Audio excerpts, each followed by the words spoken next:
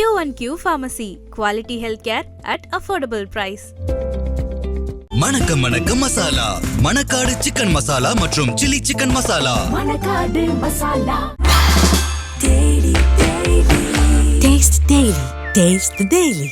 A very good morning and welcome to the Mugello circuit in Italy for the opening round of a brand new season of the Michelin 24-hour series, live here on Preventing Motorsport TV and on RS1, part of the Radio Show Limited network of channels. It's Peter Mackay and Bruce Jones here in the Global Broadcast Centre, and Bruce, we've been greeted today with not the weather that we booked when we went through the travel agent.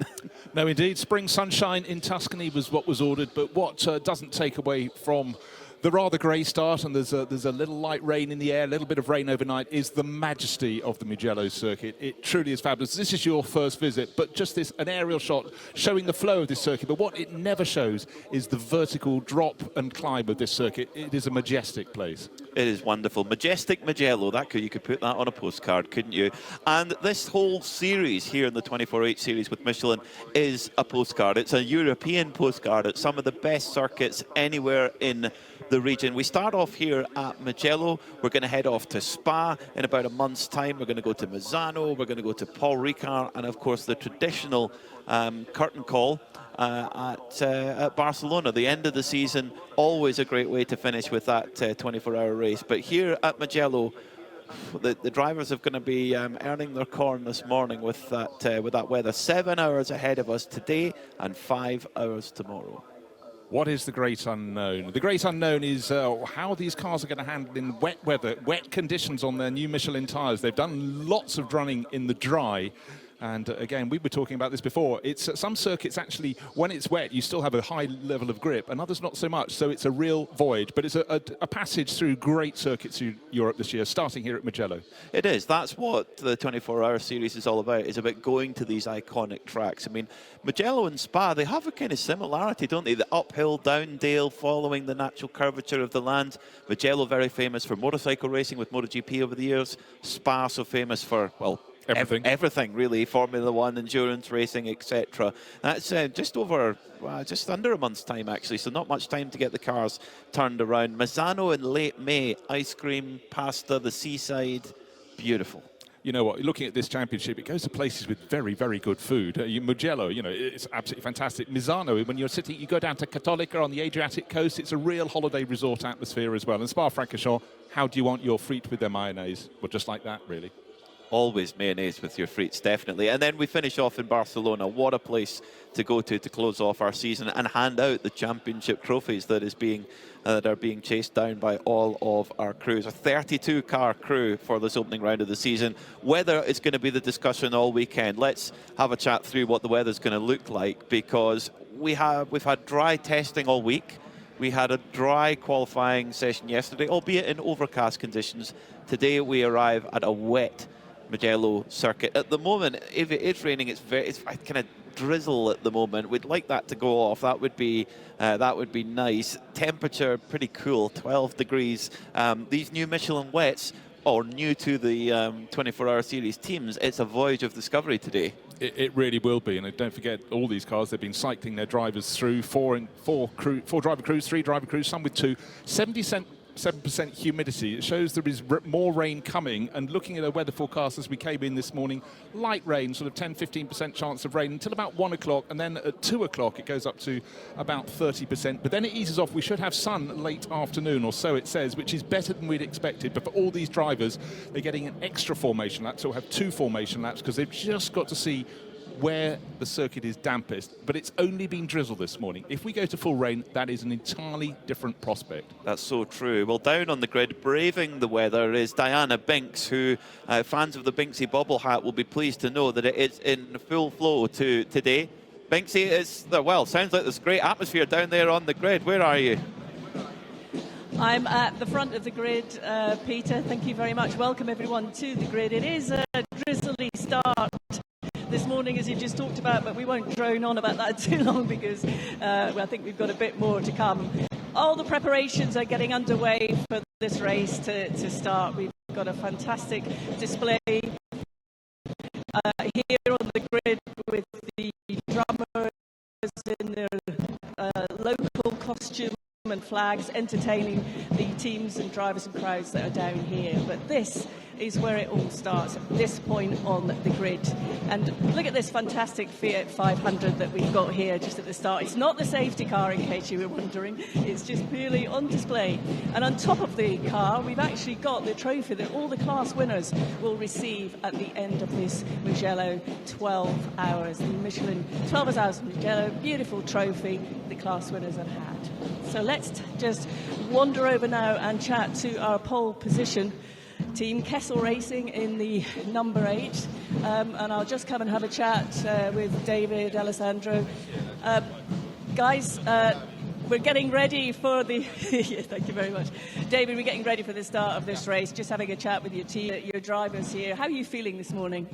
I mean, completely different condition as we can see, so it's going to be an interesting race. But the 4 of us, we are ready. Our car seems to be quite good on the wet, so we couldn't test. But I mean, let's see. We need to survive. It's an endurance race, so hopefully we can get through Sunday. What do you think the main challenges will be? I think adapting to the new conditions, because we had 3 fantastic days of sun here in Mugello, so every driver taking the start will be the first time driving the car on the wet. Then probably they can give the feedback to the teammates, so we're going to see. The first lap will be challenging. What's your approach going to be at the start? I mean, it's an endurance race, as I said, so we keep it safe. Of course, we try to maintain the lead, and then we're going to try to pull a gap to the competitors. But, you know, the main key is going to be no risks. All right, David, thank you very much. You're starting the race. Your teammates are just sort of tucked in here behind. Any words before the start of the race? How are you feeling? How are you feeling? If the weather remains like this, we can be like quite confident. But if the condition will be like in the worst, became worse and worse, it's like, I don't know. We will see. Last year, the end of the race was like a bit scary. So. Okay, well, I'll let you chat to everyone just to get a feel for the day while I just move on to the grid to the national anthem. We have the national anthem. So, yes, ladies and gentlemen, we're just going to have the national anthem now, and then I'll continue a few more interviews along the way. Il municipio s'è cinta la testa dove la vittoria le porga la chioma che schiava di Roma Iddio la creò parapam parapam parapapapapapa fratelli d'Italia l'Italia s'è desta dell'elmo di Scipio s'è cinta la testa dov'è la vittoria le porga la chioma che schiava di Roma Iddio la creò stringiamoci a corte siamo pronti alla morte l'Italia chiamò stringiamoci a corte siamo pronti alla morte l'Italia chiamò. Thank you very much. That's a wonderful rendition. Ladies and gentlemen, please show your appreciation for that this morning. So we will continue along the grid here, and the Heart of Racing team are alongside. Hannah, you were the quickest in that qualifying session yesterday for the team. How satisfying was that? Yeah, it was good. How are you feeling this morning? Yeah, cold and wet. Unfortunately, yes. I mean, for a driver, these conditions are always a bit difficult, aren't they? It's neither wet nor dry. It's drizzling at the moment. It's probably different out at the back of the circuit. How much does that change? Yeah, I think also the new tires for everyone will have a bit of an impact. Nobody was driving it until now, so it's a bit of a gamble to be a bit smart and come down and don't risk so much, depending on what the guys around are doing. So, yeah, we will keep it like an endurance race. Hopefully nobody will touch us, and then we will go through the first hours. What's your approach at the start going to be? Have you had a sort of team discussion about that? Yeah, but it's the same. You cannot plan a real race start. Even in an endurance race, people doing crazy stuff. So we want to survive the first 3-4 laps. Then we will have a line already, feeling the tires. The car is in good shape. I'm used to it. We had the same weather last year for the last hour, so I'm quite used to it. It's already my 9th race this season, so I'm quite good in shape. Yeah, you guys and the team are all pretty experienced. You've raced together a long time, so you know each other well. Is that a benefit? Yeah, for sure. The kids, I have so much fun. I raced together with the father, Bert. We won the 24 Hours of Zolder so many years ago. Seeing the kids growing and now sharing the car with them, for me, is very, very special. It's a really family-based team, but they do it on a very high professional level.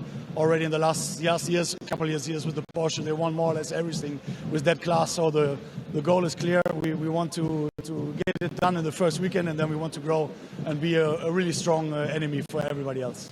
Well, that's great. Thank you so much. We love seeing you here and being part of it. Have a great race. Now, I'll just go over. I wanted to chat to our race director here from the 24-hour series. Jerome, you're the race director. I thought it'd be interesting just to have a conversation this morning. Obviously, we know these conditions are potentially going to change quite a lot. So from a race direction point of view, does your job involve and what decisions do you have to make? Could you just explain that to us for anyone that's here that probably doesn't know? Well, after a couple of beautiful days with dry weather conditions, we now face a wet track. That's the reason why we've decided that this morning in the start procedure we'll have 2 formation laps, so all drivers can get used on these wet track conditions. Throughout the race we will have a look at the weather forecast. As you know, we have a split race in 2 parts, so after part 1 today we will have the intervention break. Standard procedure is that the Parc Fermé and the intervention break will be here on the starting grid.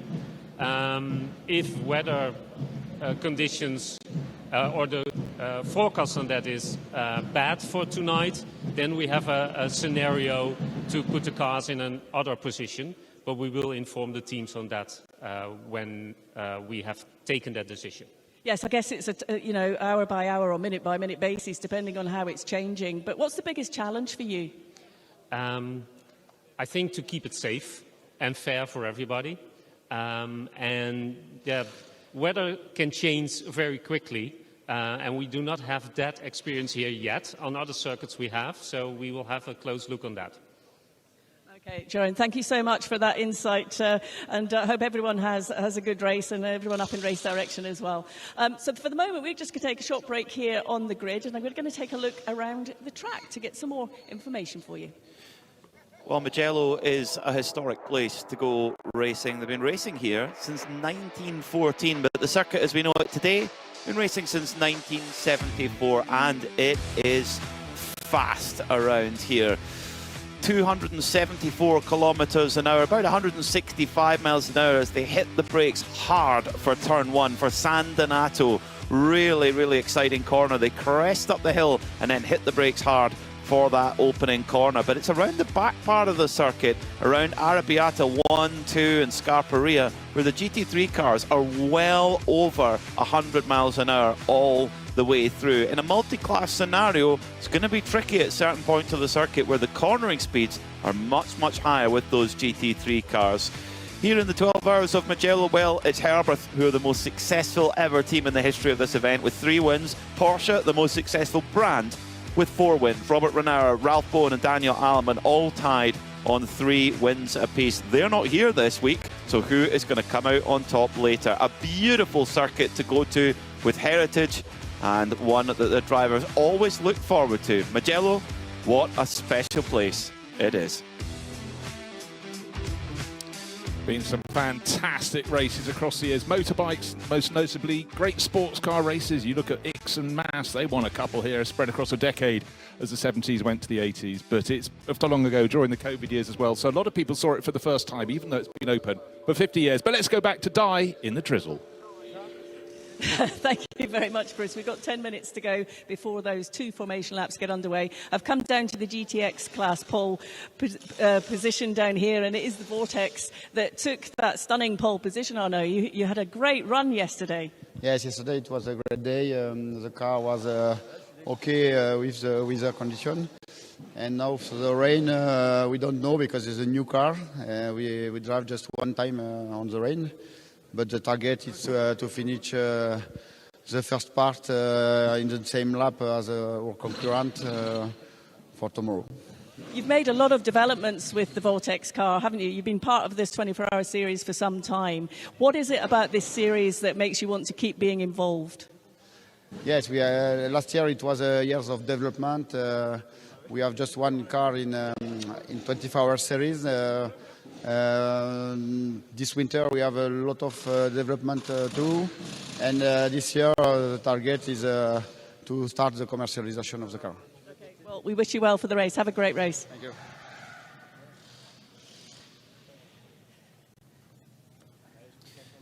It's quite an amazing machine, that new Vortex, Bruce. I mean, they made so many upgrades to it, particularly the aero components. Arnaud's brother, Olivier, has been really involved with that aero concept. And the pace that they set yesterday, quite remarkable. On the average times, the Vortex is going to start 12th overall, quicker than a few of the factory GT3 cars.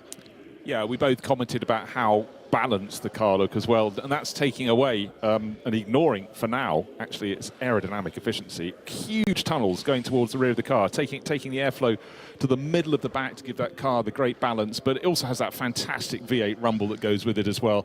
And when the car was unveiled, it was the 24 Hours of Barcelona at the end of 2023, no one knew what to expect, but someone started saying it could be quite special. I remember the covers going off and people in the paddock going, oh, wow, that is a huge leap forward. And as they said, they'd be developing it as they go. It's something different. There are two of them in the field. The sister car is back towards the rear of the grid. But the opening laps, just going to be enthralling to see how that will take on the front runners.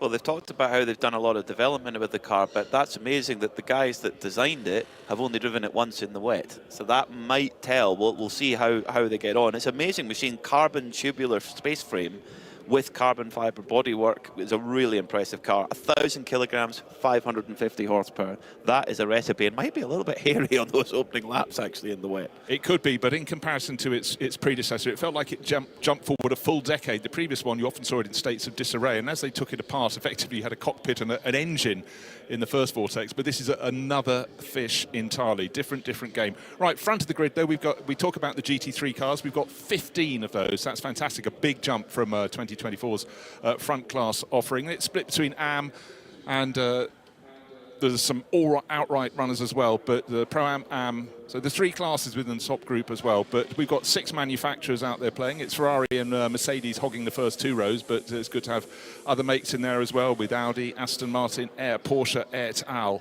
And but again, for all of them, we keep talking about the greasy track, and in fact, in the last half hour, the weather forecast has become a whole lot worse. Originally, the rain was going to arrive properly at about 2 o'clock. That's come forward by 2 hours. Instead of being a likelihood, it's a definite element, listed at 71% likelihood of rain when it comes to be, and it's coming soon. So it could be the end of the opening stint. And what the teams are going to have to hope, it's not just into the second stint. They want to be able to know what tyres to put on their cars without having to bring them in 2 or 3 laps later. I mean, we don't have a clue who's got pace in the wet. Not a clue. Well, we know who's got pace in the dry. When you look through the sector times, the Ferraris look really strong. I mean, through all 3 sectors of this track, the Ferraris just totally dominate of the top times that were set in qualifying yesterday. But this is the wet is the great leveler, isn't it? All the time in motorsport, and we could well see the Porsche Cup cars, well-driven Porsche Cup cars, making their way through the order, and of course they can run longer on a tank of fuel too. They can, and also we've commented many a time that if it's a long straight, they're going to be as quick as a GT3 runners by the end of the straight. And here we have got the long straight, the start-finish straight. Admitted it has a bit of a swerve halfway through it, but it could be very interesting. And let's hope nobody's going to make any mistakes. But that's why it's so important they're getting this second formation lap, just to get a feel, because they're not used to these tyres, not used to wet surfaces, and a very wise decision from the race organisers. I think that even that lap to the grid would have been really important, just to get a feel of where the grip is, where it isn't. Too, of course, many drivers in this field have never been to Mugello before. Yes, they've had lots of dry track time this week, but the wet is a whole other matter. The grid is starting to be cleared. Sometimes it's a nightmare to try and get a grid cleared, because everyone wants to keep enjoying that experience and keep enjoying the nice weather nice and quickly for our drivers to get going, as one of the Maserati safety cars goes for a little tour around to check everything is safe to go. Maserati Ghibli. I wonder if they've driven the Fiat 500 off or if it was pushed off. But I did notice it looked like it had a parking ticket actually on the front underneath the windshield wiper. VIP parking pass, but I spotted it going around the paddock yesterday and it made me feel I really was in the heart of Italy all over again. And I like, you know, that car wouldn't have even been contemporary when the circuit opened in 1974. Great bit of design though, the Fiat 500. So looking down the grid, the sea of umbrellas that were masking most of the cars have largely disappeared and gone through the gap in the pit wall. But so soon we'll have the cars, 32 cars coming out to play, and it's 7 hours of racing today, and we'll add 5 more tomorrow to get to the 12 hours. This is the first of 4 12-hour races this year, and then we culminate the 24H European Series with a double that, the 24-hour race at Barcelona in September. So not far away from the green flag then. These 2 warm-up laps are going to be really important. Now the drivers just alone with just 1 mechanic alongside them just in case, and it's time to get down to business for the Michelin 12 hours of Mugello. A great grid of cars here. Yeah, we talked about the 15 cars in the top class. That's the GT3 category. There are 11 in the Porsche 992 Cup class, and the car that qualified third in that group had a misdemeanor, or it had the wrong thickness of brake disc, so that's right at the back. That's the Holmgard Motorsport car, so that will be a story of its own coming up through the field. And the back of the grid, otherwise we don't have any TCE runners, but we've got 3 cars from GT4 and 3 from GTX. We heard from the driver of one of those, that was Arno Gomez, with one of the 2 vortices, do you say? No, we don't. And then IRC is the other make. It's the Silhouette car from Australia. Looks fantastic. It's black and yellow. They're starting towards the back. There is now suddenly a bit more of a flurry of rain, certainly on the lenses of some of the cameras, so it is blowing through. We can't see the mountain tops around the circuit. It's a misty morning, but it's not really properly wet. It's damp. Definitely damp. We did have in the GT4 class 1 balance of performance change this morning. So this is balance of performance is a system that's used to get all of different types of cars as close in performance as possible. It's used in GT3 as well. So, you know, the Mercedes, for example, a big front engine V8, the Ferrari is a mid-engine V6 with a turbo on it. So there's lots of balancing that needs to happen. GT4 is no different. They've had for the Mercedes AMG GT4 run by the Venture team. They've had 10 kilograms added to the car, but they've also had a bit more power added to the car. They've had an extra 10 kilowatts, which equates to 14 brake horsepower. So they might actually well sort of even each other out a little bit. It could well. And could I just have a little shout out as we take in the scene here in Tuscany? We haven't mentioned the Lotus at the back. That really caught our eye yesterday with a thoroughly enthusiastic team running that one. Lotus PB Racing, an Italian team at home. But of course, normally they'd come here thinking spring sunshine. That's what we're going to have Mugello launch our season. But we take what we get, and rain is going to be the order of the day. The big question, of course, is how much rain, how heavy, and for how long. Yeah, the Lotus team, they only managed to get 3 laps in on Thursday, or Alberto Nasco only managed 3 laps on Thursday. Friday they had a broken alternator, they had to change that, but they did have a strong qualifying yesterday, and I loved the line from Alberto Nasca. We set a 1 minute 57.4. He said, "It was the lap of my life."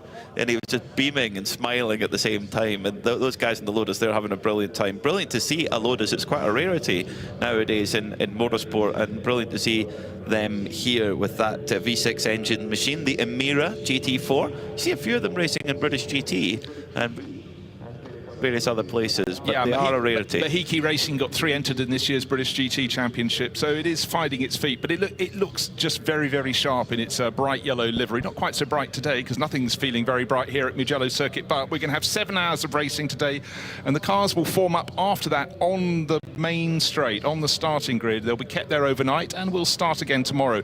And bear in mind, say, you know, the race leading car at the end of 7 hours, if you're on the same lap, you can form up just a few positions behind it on the grid, so you can almost get an entire lap back.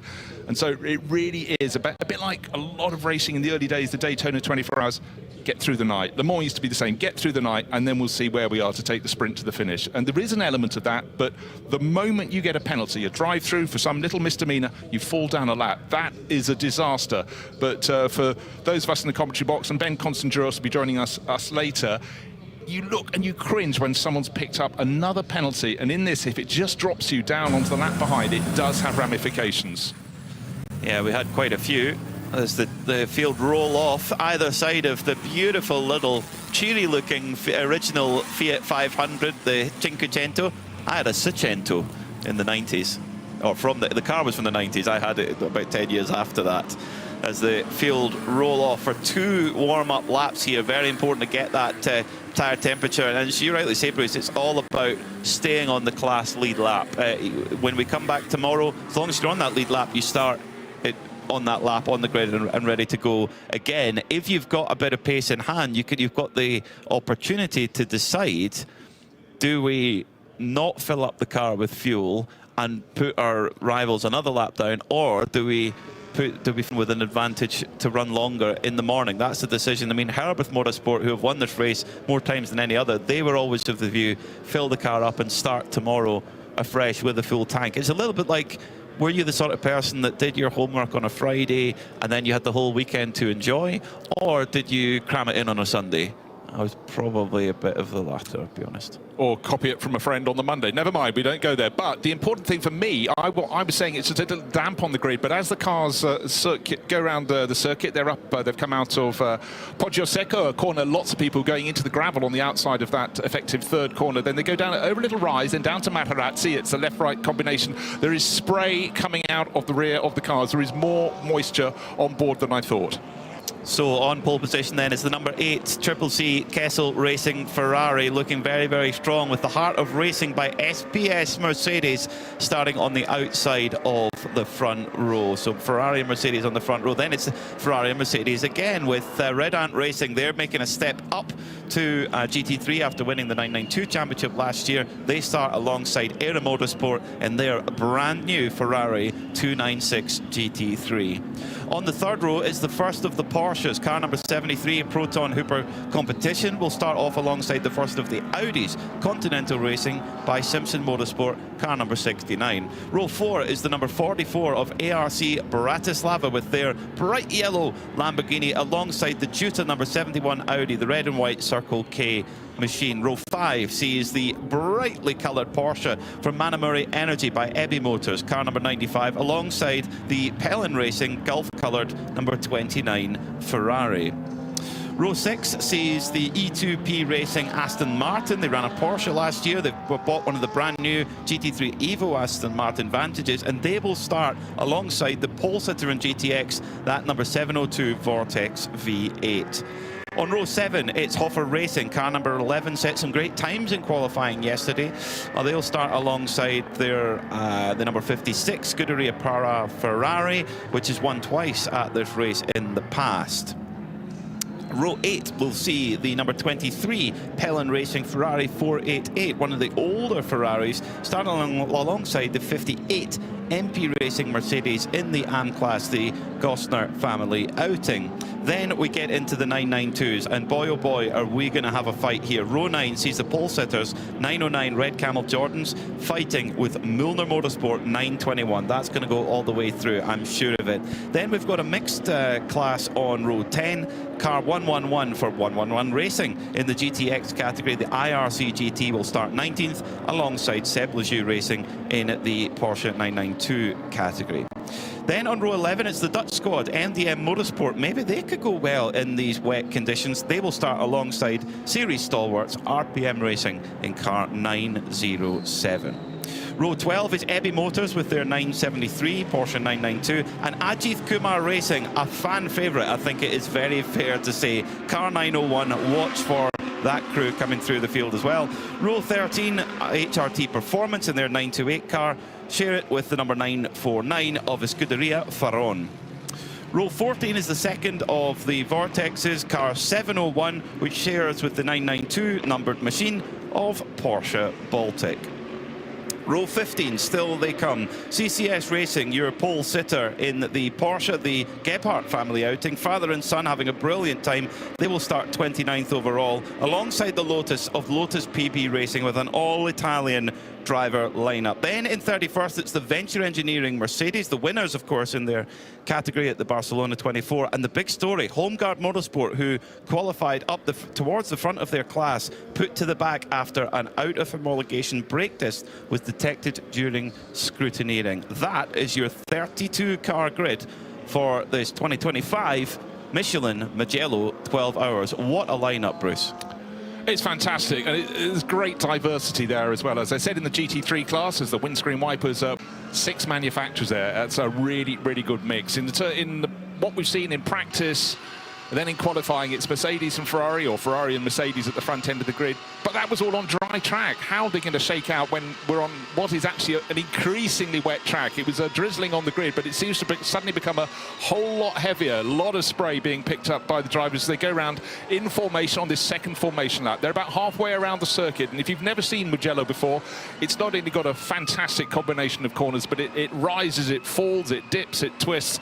It is a circuit it's so hard to relax on. But for all these drivers, they're learning the Michelin wet weather tyre for the first time. They're also trying to work out where, if the rain gets worse, it may flow across the circuit at various points. Certainly with all the gradient change we've got, there's plenty of potential for a bit of a river across the circuit. So they're going to have to be on their toes. So this region, bear in mind, a week ago was a huge heavy rainfall, a lot of landslips. A lot of the roads today were awash with the mud that had come down and dried out, and then overnight rain has made it flow onto the roads. So yesterday we had many detours getting to the circuit because roads were still closed, made it interesting. And we did debate. We were probably driving on some of the roads the original road circuit had that opened in 1914. It almost doesn't bear thinking about some of the cars that won those races, right up to 1969, the last top sports car race, with little Arturo Mezzario winning that in an A-bar. But that was history. This is the current day.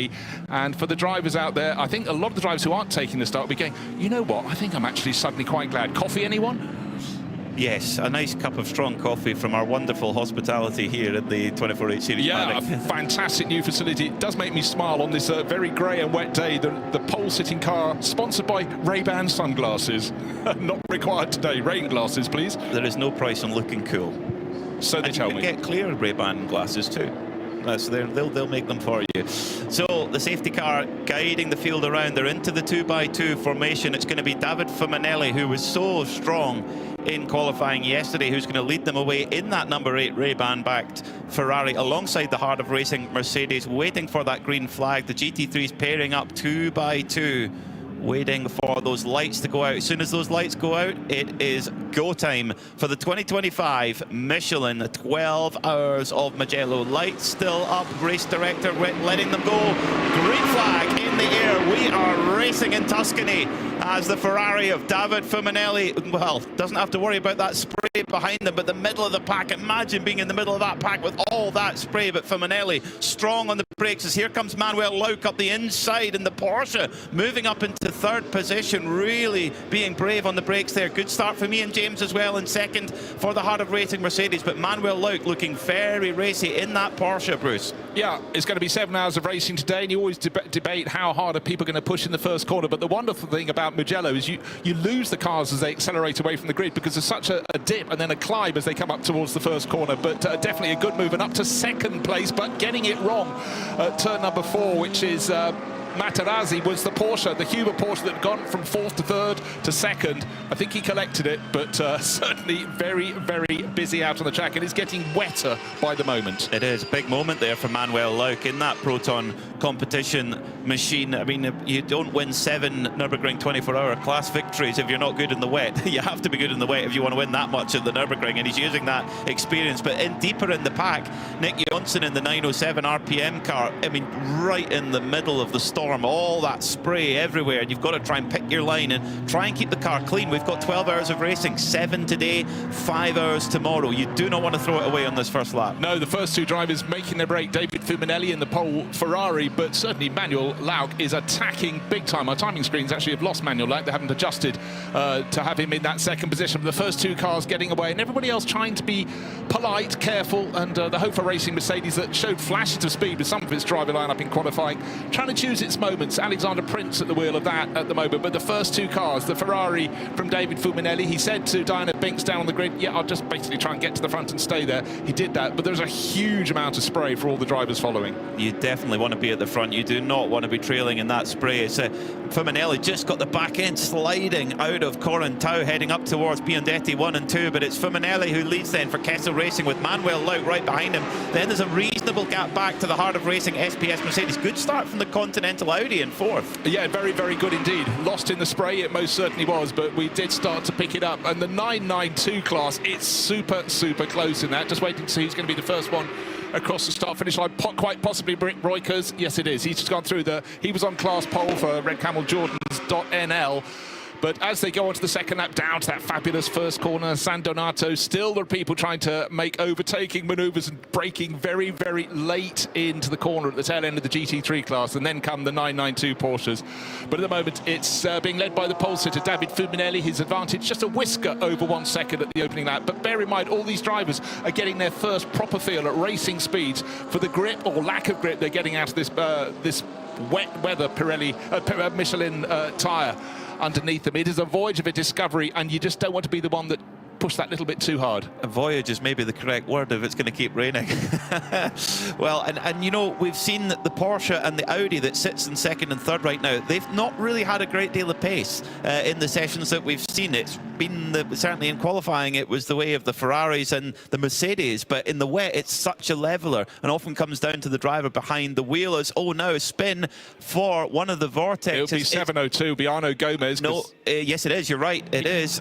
Oh dear. He'd started picking off some of the GT3 cars we expected. We just couldn't see it. We were going to look for it in the opening laps, but he was running in about 10th position, but round he went, and that was at Materazzi, which is the first corner is San Donato, sort of double apex uphill, then you have the left-hander at the crest, Luca, then Poggio, Secco, but the fourth corner is very, very tricky indeed. It's the first part of a left-right combination, the next part is Borgo San Lorenzo, but if you get it wrong, you get it wrong at Materazzi. But I think it was gathered up for Gomez. He'll have to do it all over again. 11th at the end of that lap. This flying lap here from Fuminelli is seriously impressive. He took 4/10 out of Lauk in Sector 1 and another 4/10 out of Lauk in Sector 2 as he comes up towards the timing beam to start lap 2. Fuminelli looking really strong in that Ferrari 296 GT3 for Kessel Racing. It's a 206.7, 208.3 for Manuel Lauk. So last time by, yeah, but 1.6 seconds actually between them. So Fuminelli wanting to get the hammer down and get going. Yeah, but a really good opening couple of laps from Vasily Benedictkin. So he's the top Audi racer, and in behind another move coming, and another place lost. Joseph Kral of the Scuderia Praha Ferrari. If you say that, you always think it's going to be red. It's grey, it's silver, it's yellow, it's black. But importantly, it's very handy in these conditions. Just moving ahead of Ian James in the heart of racing. Mercedes that started on the outside of the front row. But a little bit of caution at this point in the race is not a thing to be sniffed at. So I think Ian, with all his years, decades of experience, is just being a wise head there. Not dropping back, but just not taking risks at the moment. Getting the feel for these tyres. And we have to keep reiterating what they were praying for. If rain was forecast for this Saturday and Sunday, which it was, they wanted a little bit yesterday to get a feel for it. Maybe not in qualifying. There was a spit or two, but it didn't really count as rain. What they wanted it was this yesterday morning. That would have been a big, big helping hand. It's definitely a voyage of discovery for sure, as they have to get on with it. But Ian James, of course, in the heart of racing, they're in the AM class. There's three categories within GT3. There's overall, there's Pro-Am, and there's AM. At the moment, it's being led by two Pro-Am cars, the Kessel Racing Ferrari, number 8, and the 73 Proton Hooper Porsche.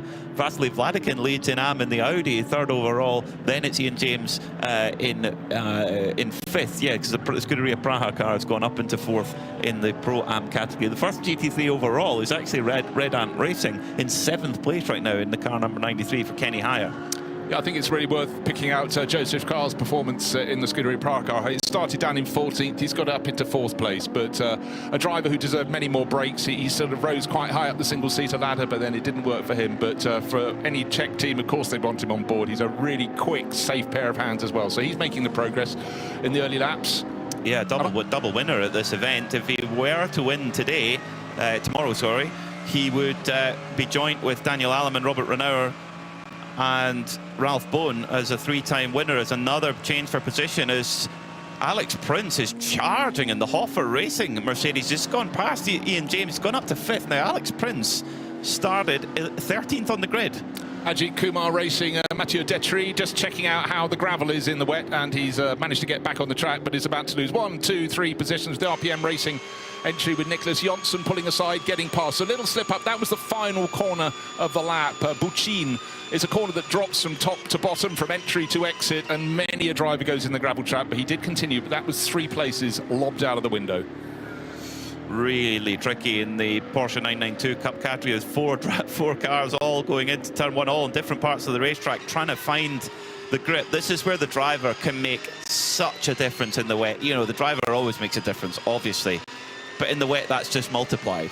What they can do if you have a driver who's got a feel and a grip and understanding of how to go quick in the wet, it can make such a difference. And that's what we're seeing. We're seeing a real flip of the order, particularly in GT3, as well as all spin for Seb Lejeune Racing, car number 888. Sebastian Seb Lejeune himself, full 360, keeps going.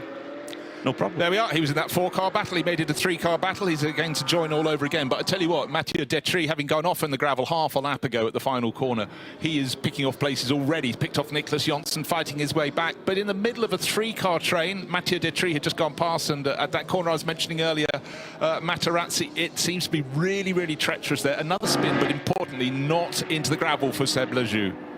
Did well, just it didn't stall the car or anything like that, just popped it in the first gear, off he went. Didn't actually lose a huge amount of time there from Sebastian, team owner of Seb Lejeune Racing, the beautiful purple machine with like sort of floral notes on it over the car. Looks beautiful, kind of black and white stripe around it, French tricolore on the driver's door. At least he knows he's not going to be shouted at by the team boss, because he is the team boss. So that's one worry out of the window, the rather steamed up window for Seb Lejeune. But getting it on the island. But, you know, even if they knew these tyres, still drivers are having to adjust to wet weather tyres, but they're learning as they go. Just it really, what we said, a voyage of discovery at the start of the race. But they are, I'd say, they've actually put on a really good performance, because when the cars came on their formation lap, there was a little bit of dampness on the track, and it just suddenly accelerated on that second formation lap just before the start of the race. That made it very, very interesting indeed. Haven't talked about GT4 for a while, and the team that's just committed to the whole season, Venture, with a fantastic-looking Mercedes, lead that class quite easily from Nicholas Gebhardt, the father-son team in his Porsche Cayman, and tucked in behind Lotus PB Racing. And those are very close. They're nose to tail, but between they've got the IRC, which is the space frame car up from Australia. Great looking. An amazing job, and it was just a joy to watch. It was. When we talked at the time, it's very rare that you can have a sport in which generations of a family can compete together. You know, the pride of what they're doing was fantastic to see, and they're going to get a lot of driving, because they're one of 6 2-driver lineups in this event. So do the maths, they can have 6 hours each, or so they joy to watch. It was. When we talked at the time, it's very rare that you can have a sport in which generations of a family can compete together. You know, the pride of what they're doing was fantastic to see, and they're going to get a lot of driving, because they're one of 6 2-driver lineups in this event. So do the maths, they can have 6 hours each, or so they choose. They can split how they wish. But David Fuminelli leading this race. At the end of the opening lap, it was just over 1 second. He's quadrupled that. 4.22 seconds clear at the end of the previous lap. That's 4 laps on the board. At the end of lap number 5, coming up any moment now. He just seems to have settled down so nicely for CCC Kessel Racing, and I'm fairly sure it's going to go out again. Still the chase being led by Manuel Lauk, but Lauk no longer really in the background of the shot. He's falling away. Yes, the spray, not as much, I would suggest, as there was right at the start of the race. But then again, the cars are now in Indian file. They're not running en masse. And Joseph Kral is the driver on the move. He's now starting to close in 3rd place. Remember, he started down in 14th, the Scuderia Praha Ferrari, and he's right towards the front of the field now, going very, very well indeed. In fact, he was faster than race leader Fuminelli last time around. We talked about the pace of Ferraris. Clearly, they're looking very good, and particularly in Joseph Kral's hands. Dry or wet. Seems that dry pace is carrying over to how they run in the wet. This Ferrari 296 GT3 came on the scene a couple of years ago now, and it's kind of changed the game in GT3 in terms of what you can do and what is expected. Is Ian James holding on to 6th for now, but he's under pressure from Sabino De Castro, who's right beside him. In fact, De Castro trying to make a move here then to turn 4. Around the outside he goes and makes it work in that Manamuri Energy Machine. They started 9th, so they're making good moves up the field, up to 6th now for Sabino De Castro. We're still listed as having Kenneth Hire in the Red Ant Racing Mercedes. I know when you say Red Ant Racing, you're supposed to say Porsche 992, but they've stepped up to GT3. But I'm fairly sure he had his race suit on down on the grid, but didn't look as though he's about to get in the car. But then again, as he said, he's already done 7 races this year, so he's probably completely attuned to hopping in, strapping up and getting going. But if I had a driver in that car from Red Ant Racing, driver used to not just the Mercedes GT3, which Kenneth is, but also driving in the wet, I would put him in the car. The others are still taking their experience to the Porsche 992 Cup class. The 2 Red Ant sons, Ayrton and Yannick. And we have, oh dear, just talk about a car, and off it goes, and that is the Red Ant Racing Mercedes reversing on the track at this point. Is it Kenneth Hire? Still saying that on the graphics. We'll go with that. More flurries of rain, more drops of rain on the camera, so it's blowing around at the circuit as well. But you know what? An enormous gravel trap. He basically kissed the outside of it, but then swung the nose around and got it going all over again. So there is scope for having an off without necessarily hitting anything, but it's a circuit where the harder you push, is the track drying out? I really don't think so. It seems fairly uniformly wet, but you could be sure that Kenneth would have been pressing on, and then you throw in a dose of commentators' curse, and off they go, but only a small off. And the good thing was he didn't get stuck in that gravel, because the gravel here is deep, and once you're in, you are stuck. We saw at last year's edition of the Mugello 12 Hours, the circuit crew with their lifting, I can't remember the brand of lifting truck, but it would not matter. Amazing how busy they were, having to lift cars all the time. As soon as you're in that gravel, you are not going anywhere. So Kenny was a little bit totally beached. And you know, Kenny's a driver with a lot of experience in that car, in the wet, in tough circuits. And, well, you know, if even he can make a mistake, shows you how treacherous it is out there. Absolutely so. Now a chance to revisit the start of the race. 32 cars spread across the classes, 15 GT3 cars at the front end of the field, with one of the GTX Vortexes in that mix as well. But a brilliant, brilliant start from the pole sitter. Got it right, hit a really quick getaway. So he got his nose in front. That's David Fumanelli, the Kessel Racing Ferrari. Outside of the front row, the Heart of Racing team held to second place for Ian James, but the car making the moves was Manuel Lauk, up several positions in the Proton Huber competition Porsche, and he has been the only driver to keep David Fumanelli honest in the opening laps. They pulled away very quickly. The Heart of Racing Mercedes gradually began to fall back as Kenneth Hire was the first driver to start attacking, but a car that was making the moves was Joseph Kral from further down in the pack, from 14th to be precise, working his way up very quickly to what is now only a handful of laps into the race as we go around lap number 7 up to 3rd place. He was the driver, huge amount of spray in the opening laps, a couple of little slips and slides, but really nothing untoward. David Fumanelli clearly is the star driver in this number 8 Kessel Ferrari. That his pace is very clear to see. He's the pro-graded driver, multiple race winner in European Formula 3 Open. He raced in GP3 as well, and he's won all over the world. But the team have got to be careful, because they only have a maximum of 4 hours that they can have him in the car. That's not including pit stops, but it's every bit he is driving on the circuit, they have 4-hour maximum for today and tomorrow. So every bit of time with him in the car, they have to make use of it. So if you get a code 60 where the field is neutralized and you think that it could be a long time, get him out the car. Don't waste him, because even I'm as fast as David Fumanelli in a code 60. In the ballpark. Even you. In the ballpark. Yeah. Oh, yeah, as if. But no, I mean, that's the thing. Do you go, is he at his very, very best, his greatest driving ability when it's full wet? But when are you most likely to get a safety car period full wet? You know, it's a gamble, but I think they wanted a nice, clean, tidy start. He's provided that, and how. His advantage, I mentioned it was 4 and a bit seconds. It's now 6.6 seconds, settling down very, very well indeed. Just needing to see where the better of the Vortex is. We had the spin from Arno Gomez, and he fell from about 10th place. He's down in 15th. He's got Robert Kupsikas challenging him. That's the Porsche Baltic car, one of the cars that a very funky livery. It's a sort of almost a lime green or acid yellow colour with multicoloured flashes along the bottom of the doors and around the tail. That looks very good indeed. The team from Lithuania, and they've been big supporters of the championship for the last year or so. And isn't it remarkable? I mean, we talk about how quick drivers from Belgium and the Netherlands are in the wet. Look at how the Dutchman Rick Breukers is doing. He's in 8th overall, leading the 992 category by a very decent margin right now. The last time over the line, he was 33 seconds, so he was nearly 20 seconds ahead of the nearest car in category. Yeah. After 17 minutes of racing. Wow. At that sort of rate, by the end of the stint, he could have almost got a lap advantage. And we have to talk in full digits here, full integers. And if you can get a lap on the opposition and you've got that at the end of the 7 hours, then that's a huge, huge advantage. But Rick will be doing all that he does, which will be escape. He's absolutely supreme in a Porsche 911. Those behind having a very, very entertaining scrap indeed. The car had a little bit of a moment for Mathieu Detry is fighting back. It's Ajith Kumar's car. Hold on, I think we've got news coming from the Socky pits with Diana. Matt, MTM Motorsport, Tom Coronel is here. So we were going to chat to you, Tom, at the beginning of the race. Great to see you back, by the way. And how are you? Yeah, very well. Always excited. It's the beginning of my racing season. My first race of 2025. Directly a 12-hour. Everything seems under control. Good teammates. nice car, back in the same car which we used last year, the 12-hour of Spa.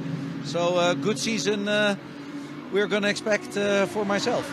What did you learn during the sort of practice sessions, for information-wise? I mean, I know it was in the dry, not in the wet. Conditions are changing all the time. Of course, we were driving, as you said, in a complete dry condition. Just before the start, it started to rain. So we were like, it's drying up. No, it's raining. So it's mixed conditions. These are the type of things that I always say. It's the brain of the race car driver to control, to bring the car back safe, to keep it on the black part. And that's where it's all about at the moment. Ajith is in the car. He's doing a great job. Really, really fast. And I'm happy how the situation is at the moment.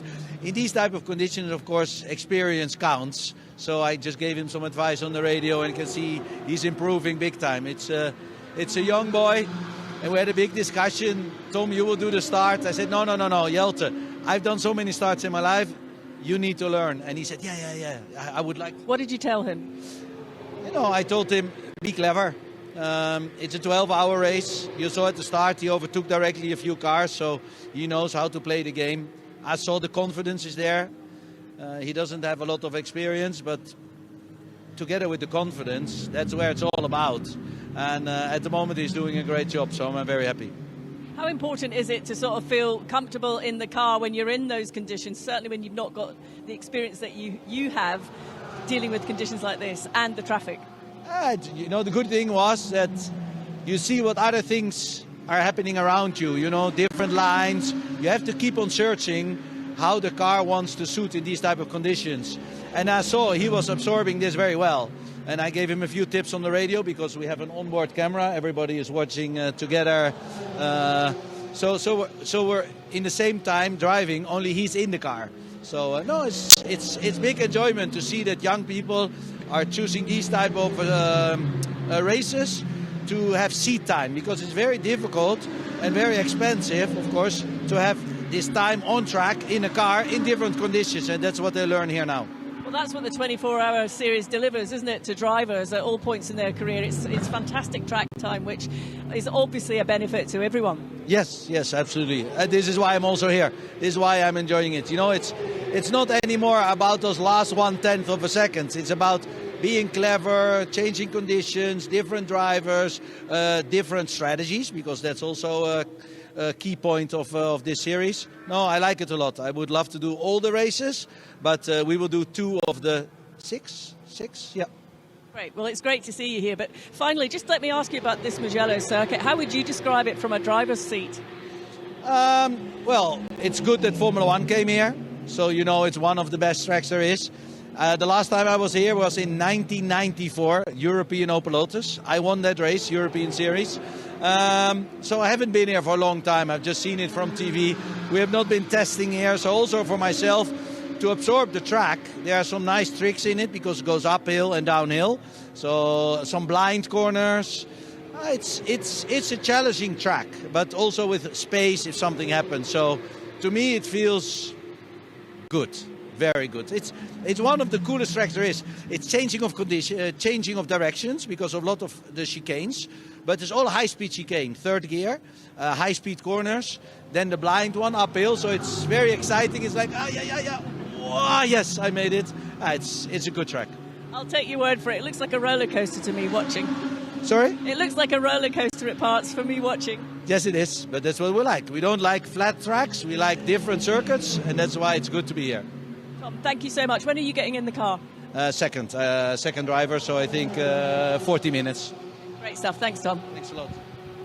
Irrepressible Tom Coronel, 30 years ago since in fact he's had a career that's filled all the years in between as well. Tom and Tim Coronel. Tom's done a bit more racing over the decades. He was second in the European Formula Opel Series that year. One of the 2 wins was the one he got here, but that level of enthusiasm, and don't forget, of course, that he wasn't the first Coronel in the family to race. His father did before him, so brought up at race circuits, and clearly just always so plugged in, so enthusiastic. But we were really impressed with his young compatriot yesterday, Shelter Hoffner. Yes, he was just starting to fly. We thought, would he go top in the 992 class? Oh no, someone's brought out a red flag. Oh, actually it was Shelter who got it wrong. Little spin, gathered it up, got going again, but certainly showing good pace. But here he is. The track I've been very observant, is wet, not dry, so he's learning as he goes today as well. He was awesome yesterday, really a revelation. Hjelte Hofner won the BMW Racing Cup in the Netherlands last year. He signed with Michelin Motorsport for the Carrera Cup Italia. So in terms of experience for what to expect in this exact same type of car in Carrera Cup Italia is really, really important. And having effectively a mentor for the weekend in Tom Coronel, what advice you could get. Like I said, doing a race start with a big bunch of different cars, so important. Meanwhile, Rick Breukers is making a nuisance of himself amongst the front-running GT3 cars and the leading 992 car by a big margin. He's battling away with Kyle Tilley at the moment over 9th position, and Kyle Tilley's just managed to nick it back again in the Aero Motorsport Ferrari. Newcomers to the 24-hour series this year. They've had a lot of success in the IMSA WeatherTech Championship. They've won the Rolex 24-hour a couple of times in LMP2. They've won the Sebring 12 hours. They're a really impressive outfit, and they've got their eyes set on the 24-hour series this year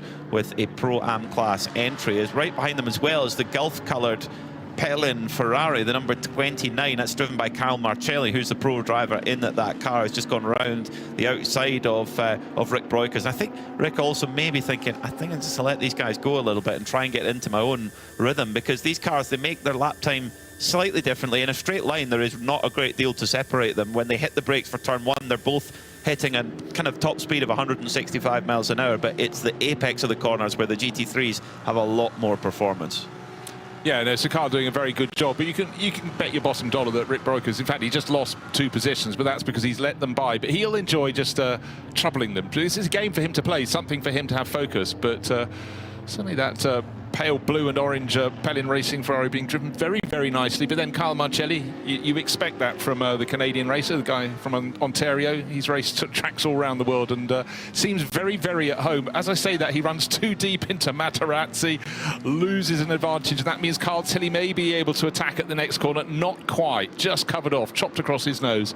Haven't talked too much about the car in front of them. Oliver Campos, the one Aston Martin here this weekend.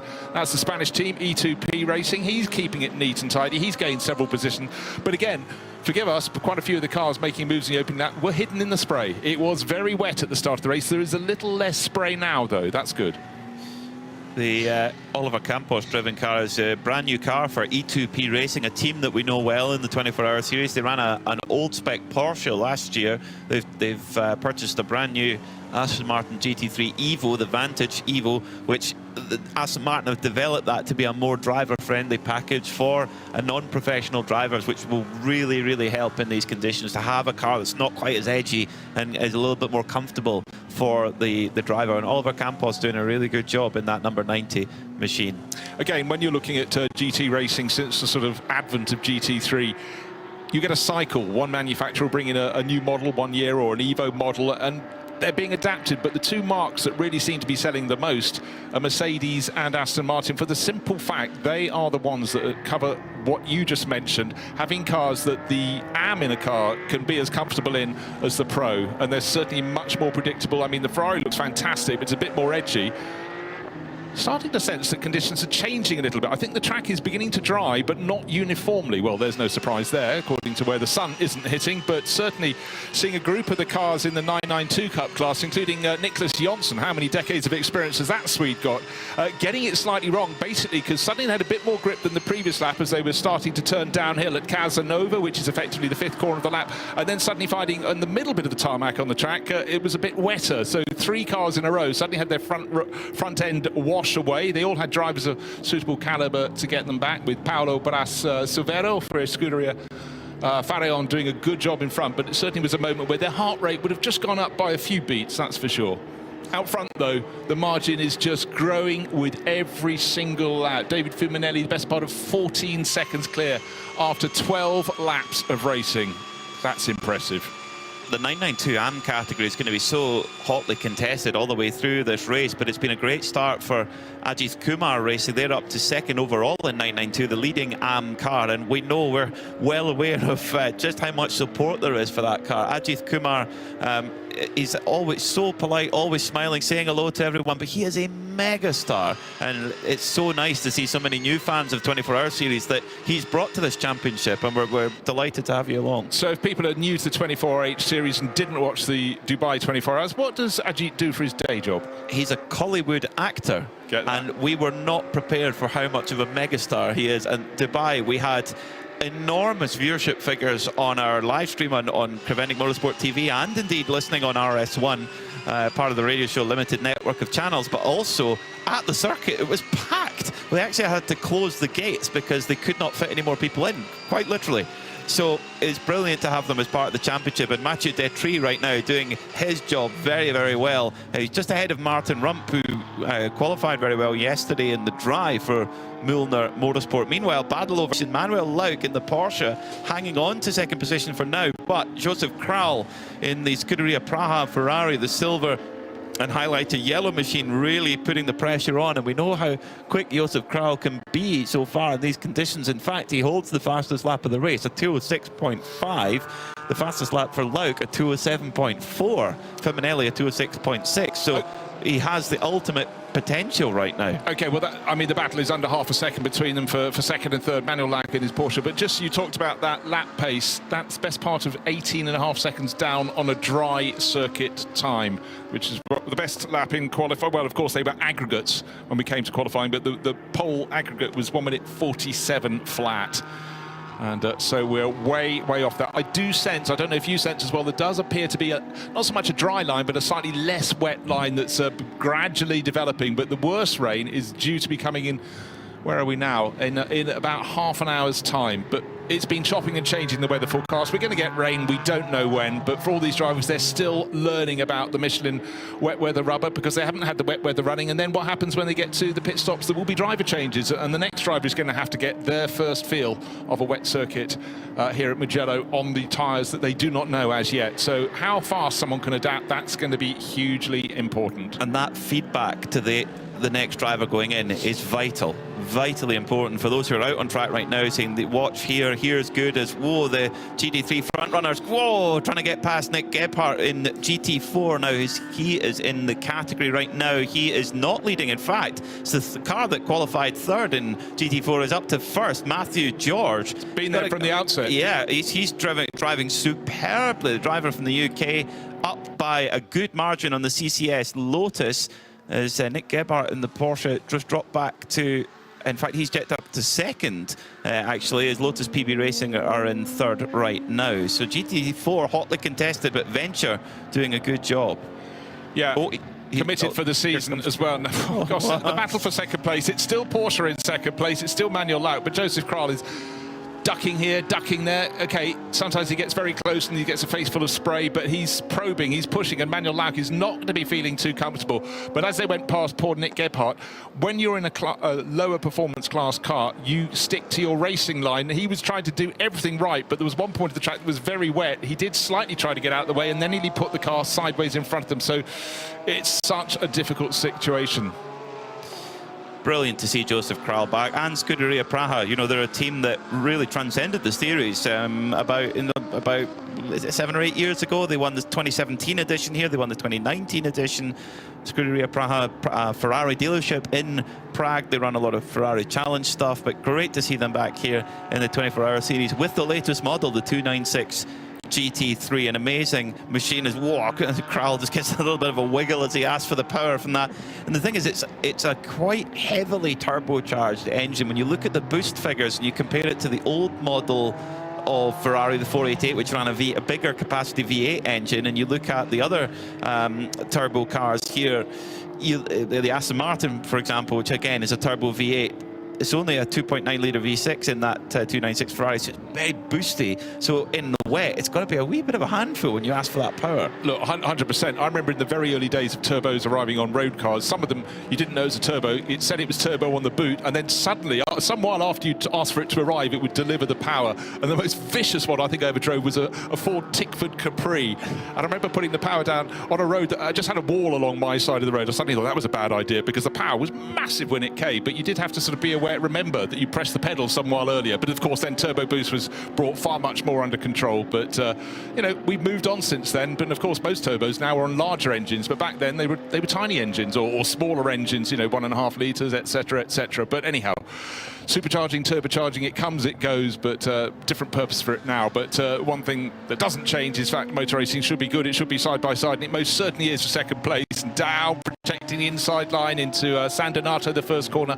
The Proton Huber competition Porsche did the job, and again, trying to accelerate a little before the car had any grip. Joseph Kral, as you go to the uphill exit of the corner, getting a big twitch in the Scuderia Praha Ferrari, but stays in third place. The rain is starting to fall a bit more intensely now on the start-finish straight. It was a drizzle, it's now solid rain, I would say, coming down. So that is the conditions. They were getting better. We've seen a lot of drivers setting a personal best. I think that's going to wind back again. So as the conditions, I think, are going to worsen now. I mean, when you've got just a drizzle and you send 30 race cars with hot, sticky tyres around, it is going to clear a little bit, but I think that could come round. Amazing job from Manuel out there to hold his line firm, forcing Kral to go around the outside, and he just got that little bit deep on the brakes and got onto the painted curb and had to be patient to wait to get back onto the tarmac, get the power down, and just loses a little bit of time, but he's still only 3 or 4 car lengths behind Laut. Great battle over second, but who is this benefiting? David Fuminelli out front. It's 20 seconds up the road. We know they've only got 4 hours of Fuminelli time. They've got to use every minute, and, well, Fuminelli's doing his job. 20 seconds to the good. Well, now the rain is falling onto the puddles. The puddles have formed. The rain is coming down. I could actually hear it on the cover of one of the cameras around the circuit. So it's sudden flurry. We had sudden flurries even as we left the hotel this morning. It's generally been drizzle, but while this battle for second place is rejoined with Joseph Kral in the Scuderia Praha Ferrari, trying to catch the Proton Huber competition of Porsche of Manuel Laut all over again. David Fuminelli escapes. Now, what did we hear from Tom Coronel? He reckoned, I think, an hour and 10 minutes into the race, the 992 Cup Porsches are going to start pitting. How about the GT3s? They normally have a shorter stint time. They normally go about an hour before they require. Of course, they're not running quite at full throttle the whole way around at the moment because it is suddenly becoming a whole lot wetter. While some of the cars had stopped using their wipers, they're definitely back on full time now. Good scrap. You look down towards the tail of the top 10 and just beyond ARC Bratislava. Actually, to be honest, we haven't even mentioned the Lamborghini, the only Lamborghini in this race, and Chinese racer Jiatong Liang is at the wheel of that, but he's got someone to play with, because right in front he's got Juta Racing with Arunas Gesalkas at the wheel, and just slightly ahead, the metallic green MP Racing family-entered car, David Gossner at the wheel, and just ahead of that pesky Rick Breukers leading the 992 Cup class in 11th place overall, easily keeping them in his wake, but they have got onto his tail. But again, you talked, Peter, about how a lap time might be quite similar, but the way a 992 Cup class delivers its speed is different. It's not so good in the corners, but down the straights, talking of straights, just going onto the start-finish straight, Rick Breukers will pull away again, maybe hit about 165 miles an hour before they have to consider braking for that first corner. And you take it up a rise, and the start-finish straight is slightly curved, there's a bit of a kink in it, and then all you see is a wall of gravel up ahead, but the track, San Donato, it turns right.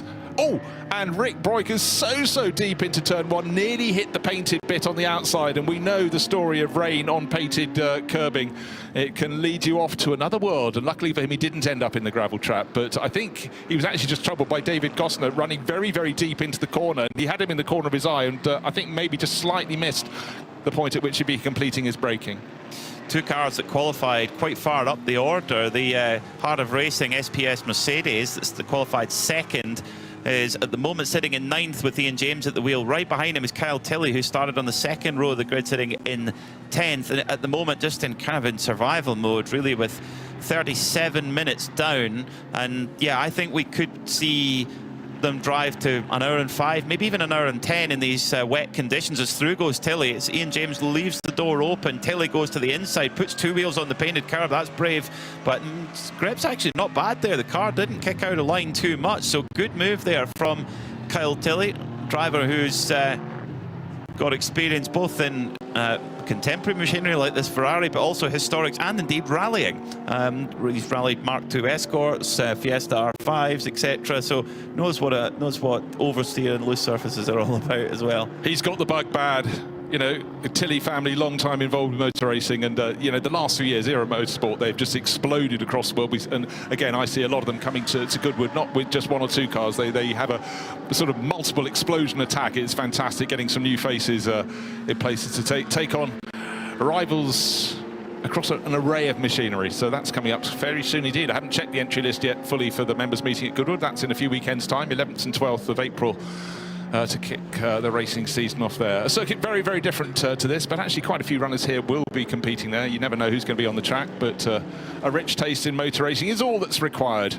Right, Rick Brock, we've got a spinner going backwards, and again, it's the Red Ant Racing Mercedes. We saw a little bit of a moment from Kenneth Heyer early in the race, and now he's rotated it again at that point where you drop down to Savelli. The next corner is the first of the Arrabbiatas, and he's having to wait. He's off the circuit on driver's left as they're approaching that uphill right-hander, and the car is not running at the moment. The lights, no, the windscreen wipers are going, so he's waiting for a gap in the traffic and absolutely squandering loads of time. His nose is just coming onto the circuit now across the painted outside, and he gets to the inside, and actually as he clips the grass on the inside the turn into Arrabbiata, there's a loss of water sitting down there, and a field of cars comes past him. So unfortunately there for Red Ant Racing, it started the lap in one position, is going to have squandered when he's fallen down to, well, 20-something position. It's a classic downhill corner, didn't want to run wide, had to adjust the wheel, and so as you got into the compression there in the left-hander, around the tail went, nothing was hit, but that was about, what, 30 seconds squandered?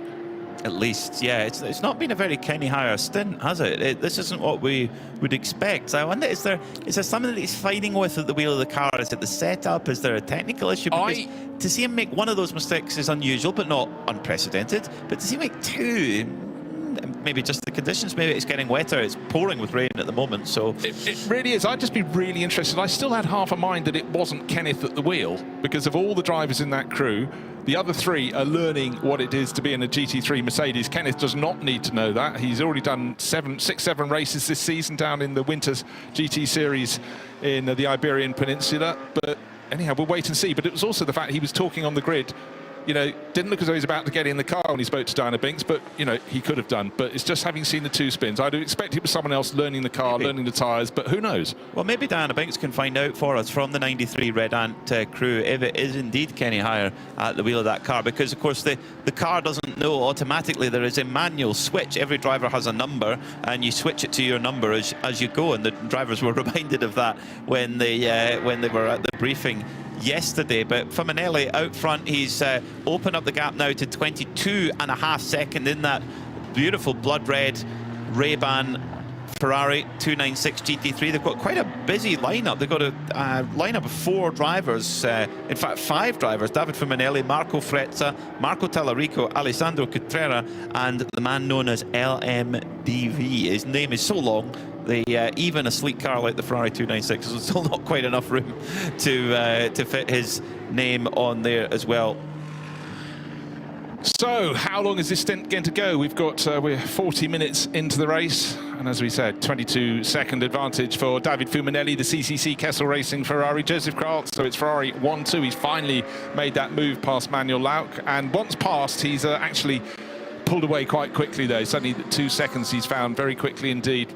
Rick Broikers, though, just playing with everyone he can possibly find out on the track. He's leading the Porsche 992 class, as you would expect. Started on class pole position, and he's just picked his way through the GT3 traffic, and those in behind are desperate to get back. It's a matter of pride if you think your class car should be ahead of another one. But just looking at Rick, he's so good in all weather conditions, but he's super smooth, which of course, around a circuit, any circuit, that's what you want when it's wet, but around a circuit like this, it has wonderful flow up and down, and it's serpentine, and we heard Tom Coronel describing just that. Well, that 2019, the second of his 2 Rolex 24-hour wins, was one of the wettest Daytonas on record, wasn't it? So he knows how to win in the wet. Of course, Father Ivo, unfortunately, normally part of the driver lineup, isn't going to be part. He described it as understeer on his e-bike.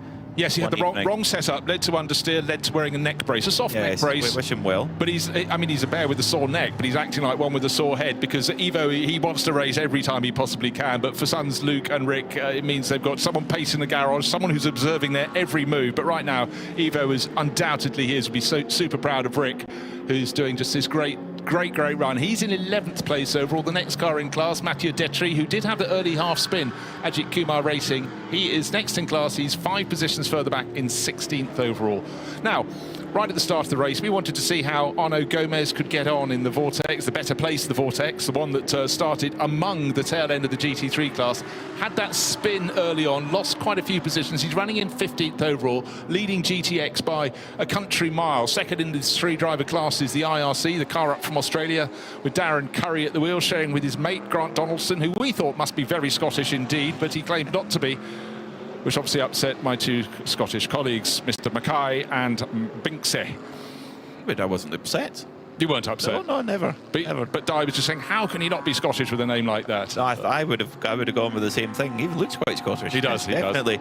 Matthew George, who's not Scottish, but he is from south of the border. He's from the British Isles, doing a superb job, doing his part in the Venture Engineering Mercedes. They won the Barcelona 24 hours in dramatic circumstances last year. The ST Racing team were leading and they had an issue at the very last point of the race, and Venture came through and won the race. So they're back for a full season this year. It's great to have them here in this Mercedes AMG GT4, and Matthew George doing a top job right now, trying to put a stamp on their race early in GT4. Often in these 24-hour series races in GT4, it's all about having no mechanical issues. Pace is one thing, but we see this a lot where there's the odd little mechanical niggles that can happen. We saw it last year a lot. So it's more about just keeping the equipment going, making sure that you've prepared the car as best as you can, managing any issues if they come. And you wouldn't think you would talk about that about factory-built race cars, but they do have their niggles, you know, when you run them to a longer amount of time. So you've got to watch that. Yeah, bear in mind quite a lot of the earlier cars in the GT4 class were really made for sprint racing. But when the news strikes, we stop talking and we hand over to Diana. Di. I've got an update for you. You were talking about Red Ant Racing, so I've just come up to the garage to have a chat with the team. They said they've got a bit of a problem with the shifting, so they're having a look at that now, and they're going to look at it more closely when the car comes into the garage. But they think they're on top of it, but it's something they will obviously check once they get the car in. Oh, I didn't ask that, sorry. Okay, I'm just inquiring there if it was Kenneth Hire doing the driving, because I still had slight doubt he's in. But anyhow, the more important news is a downshift problem. That wouldn't be too entertaining when you're trying to drop down the hill to the corner where it just had a spin, the downhill Savelli left-hander. You can imagine that's a whole bunch of fun. You were talking about the rain as well, and obviously down here in the pit lane, it's still drizzling quite a lot, but there's not a lot of teams as you would expect out on the apron as yet. So I'm guessing it's going to be, you know, another fair bit of time before we see anyone come into the pit lane here. Yeah, but Di, we were reckoning the cars may start coming in at about the hour mark. Bear in mind they had 2 formation laps. That could bring it forward by a lap. So, but if no one's there, you wouldn't expect for the next 5 minutes or so, but they should have put down their coffee cups by that point and walked to the front of the garage. Yeah, the driver will be giving them, well, they'll know as well with the car what the fuel readout is as well. They'll know that they'll actually have fuel numbers they're wanting to run to. So I think it will be well after the hour that we see the GT3s. I mean, the GT. Now we've got a car off on the exit of the final corner of Buccini, and it's in the gravel. Now that looked like a vortex. It was bright orange. Orange. It could be the tail end of Manuel Laut's car. Was that orange at the front, purple at the back? I can't remember. At the back, I think. But that Buccini, that could mean we have our first code 60, and that will change the order. Well, if the teams aren't ready, they need to be, because code 60 is an opportunity to come in and top up with fuel. Right, I just was going to say, let's look at the margins at this time. It is a Vortex, it's 7:01. It's the one that started down towards the tail of the field, and unfortunately Cyril Calmont has got it. Well, we talked about gravel, we talked about getting beached in the gravel, and that's the first one to do so. Buccini, it's a double left-hander, starting on high, dropping down low to the exit, and halfway around the corner. Unfortunately, clearly understeer has just taken him straight into the gravel. You can see, so he's actually had a spin because he's already got gravel over the curbs just before the point at which the car is beached. The lights are still on. Yeah, he went off part 1. Code 60 coming up in 20 seconds. Race lead was 21 seconds. It's slightly coming down. Joseph Kral in the second Ferrari, the one from Scuderia Praha, has been just starting to finally chip away at David Fuminelli. Lost in the race leading Kessel Racing Ferrari, but Code 60 coming anytime now. Now, this is interesting. Pelin Racing 29, Kyle Marcelli, Hoffer Racing Mercedes, and E2P Aston Martin all made it into fuel. Now, did they make it into fuel and get the pump going before the Code 60 came out? I wonder. Well, could they have made a little bit of a a strategical win there. Now we are under code 60. So if you're new to the 24-hour series, unlike in, say, the IMSA WeatherTech Championship, where you will get a safety car will actually go out onto the circuit and pack the field up, and each class takes their turn to take pit stops. That's not how it works here. We have code 60, which means the entire field goes down to 60 kilometers an hour, and they can come into the pits, they can stay out however they wish. There are limits depending on what class you're in, how much fuel you can put in during a code 60, but even if it's a small amount, usually teams take the opportunity, because code 60, when the cars are going 60 kilometers an hour, it's such a difference. I mean, the race lap record here, the average speed is 176 kilometers an hour. It's going to be a lot less than that in the wet, of course, but still a lot more than 60 kilometers an hour. No, exactly so. And again, experience in a championship. Many championships, very few championships have the same rules as other. You've got to read the rule book. It might feel a little bit dry, but it's moments like this where you can gain yourself a quarter of a tank of fuel or whatever. There's going to be a slight delay, and Peter's obviously going to want to check on what sort of rescue vehicle there is, because of course the tow vehicles in French circuit, you always go, it's a Manitou. Is this a Manitou lifting device here? I cannot tell. Yes, that was the brand of lift. Now the Vortex team looking slightly concerned about what the story is already. E2P Racing, Aston Martin's already is come to fuel and is already back out on the circuit. So could they have made a bit of a jump here as they head back out onto circuit? They've kept Oliver Campos on board as the Manitou lifting machine heads into, and it's not far at all from Terra Firma, so it'll be a hopefully quick lift, get that Vortex back onto Terra Firma, and it's not far to the pits if there is something wrong. And as always, when a car goes in the gravel, it's where they put the gravel when they get back on the tarmac. Imagine you're struggling with a very slippery track, and then you find gravel on top as well as you're halfway through a final corner. Right, many cars in refueling at the moment. The race leading car, David Fuminelli, on the pump. In the next pump behind him, it's the one and only Lotus from Lotus PB Racing. And that is about to get going again. But it just depends where you are at the point of the lap, and you don't want to come in and queue for your fuel, that's for sure. So you can be lucky if you're the first handful of cars in, then you're going to get going. Oh dear, unfortunately for the Lotus PB Racing car, he had to be pushed back again. Another car was in front. But let's go to Diana. Yes, it's all quite manic now down here in the pit lane, the heart of racing. Mercedes, the number 27, has just come in. We had to jump out of the way just to let that come onto the pit apron, so they're changing tyres just behind me, but I'm just waiting on the race leader to make their way in the number 8 CCC Kessel Racing Ferrari 296. The team are ready here. They've got new tyres, new wet Michelin tyres ready, and there is going to be a driver change here as well. Alessandro Vieira is getting ready to jump into that car, so they're just preparing themselves with the seat insert, and the car is just making its way onto the pit apron now. Now, that shows why you always have to have your next driver ready in case of a sudden flurry. He wouldn't have expected to get in for another 10 minutes minimum, but sitting at the back of the garage, he had to be suited, booted, and ready to go. Fresh set of Michelin wet weather rubber coming out for that number 8 Kessel Racing Ferrari. David Fuminelli out of the car. Fantastic job from him. From pole position, got his nose in front long before the first corner, and was never headed. Right at the end of the stint, he started to lose a few seconds to the chasing Joseph Kral in the Scuderia Ferrari that is now leading this race by dint of not coming in. And for a few cars down in the refueling, they get caught out by those around. A little bit of a delay on the rear right tyre there, but they've got it done. In fact, they've got the tyres done before the driver change is done, so a little bit of delay with the driver change there for the number 8 CCC Kessel Racing Ferrari as the Vortex has got going, so we should be going back to green fairly soon. The driver change is still going on. That's a little bit of the delay there for the Kessel crew, but they get back going again. So will that effort from David Fuminelli, will that be burnt up there? That's a little bit slow, you would think, for a driver change. Yeah, quite hard to tell, but as I said, down in the refueling area, the one car, the little Lotus I was looking at, not only had to be pushed back so he could get away from refueling, then got pushed back, and then another car pulled across its nose, had to be pushed further back, so they've lost handfuls of time.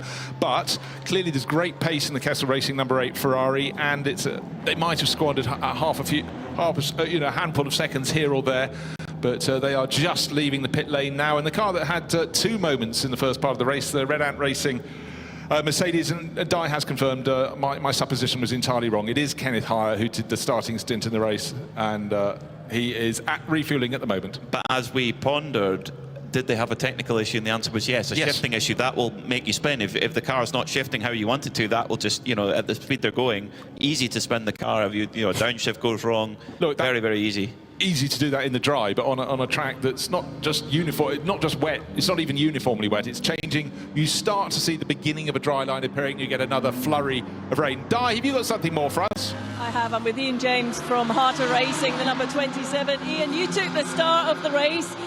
From where we were standing, it looked quite tricky, but how was it from your seat? Yeah, it was very tricky. Unfortunately, our car wasn't very good in the wet. I think we missed the tyre pressures there, so I was falling like a stone there, so just trying to survive. Luckily, we've got a code 60 there, give us a chance to reset. But it was drying off a little bit, then got wet, and then dried, and then wetter and wetter, and then dry again. So it's very changeable, so you just got to be really careful. From an experienced driver like yourself, what's the approach when you're in conditions like that?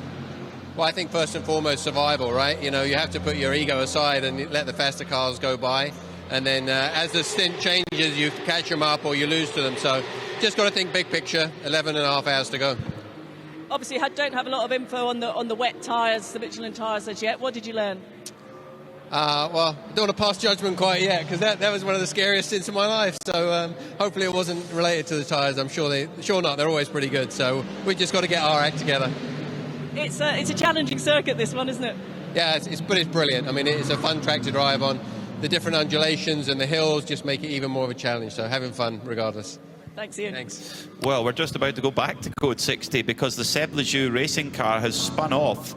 It looks like turn 1. Yeah, so it's halfway around the first corner, San Donato. And interesting, the Vortex 702, the Gomez car, spun as well. So it are actually the tyres when they're put on, even though they're wet, so you've got to get a bit of temperature in them by the looks of things. Yeah, one thinks so, in a corner that's very popular, if you could say such a thing, for going off. In fact, I tell you what, a mistaken identity. There's a different corner for Arno Gomez, looping around deep into a gravel trap in a left-hander in a two-part sequence, but that was Borgo San Lorenzo, turn 4 of the circuit, in which he looped it around, but got away with that.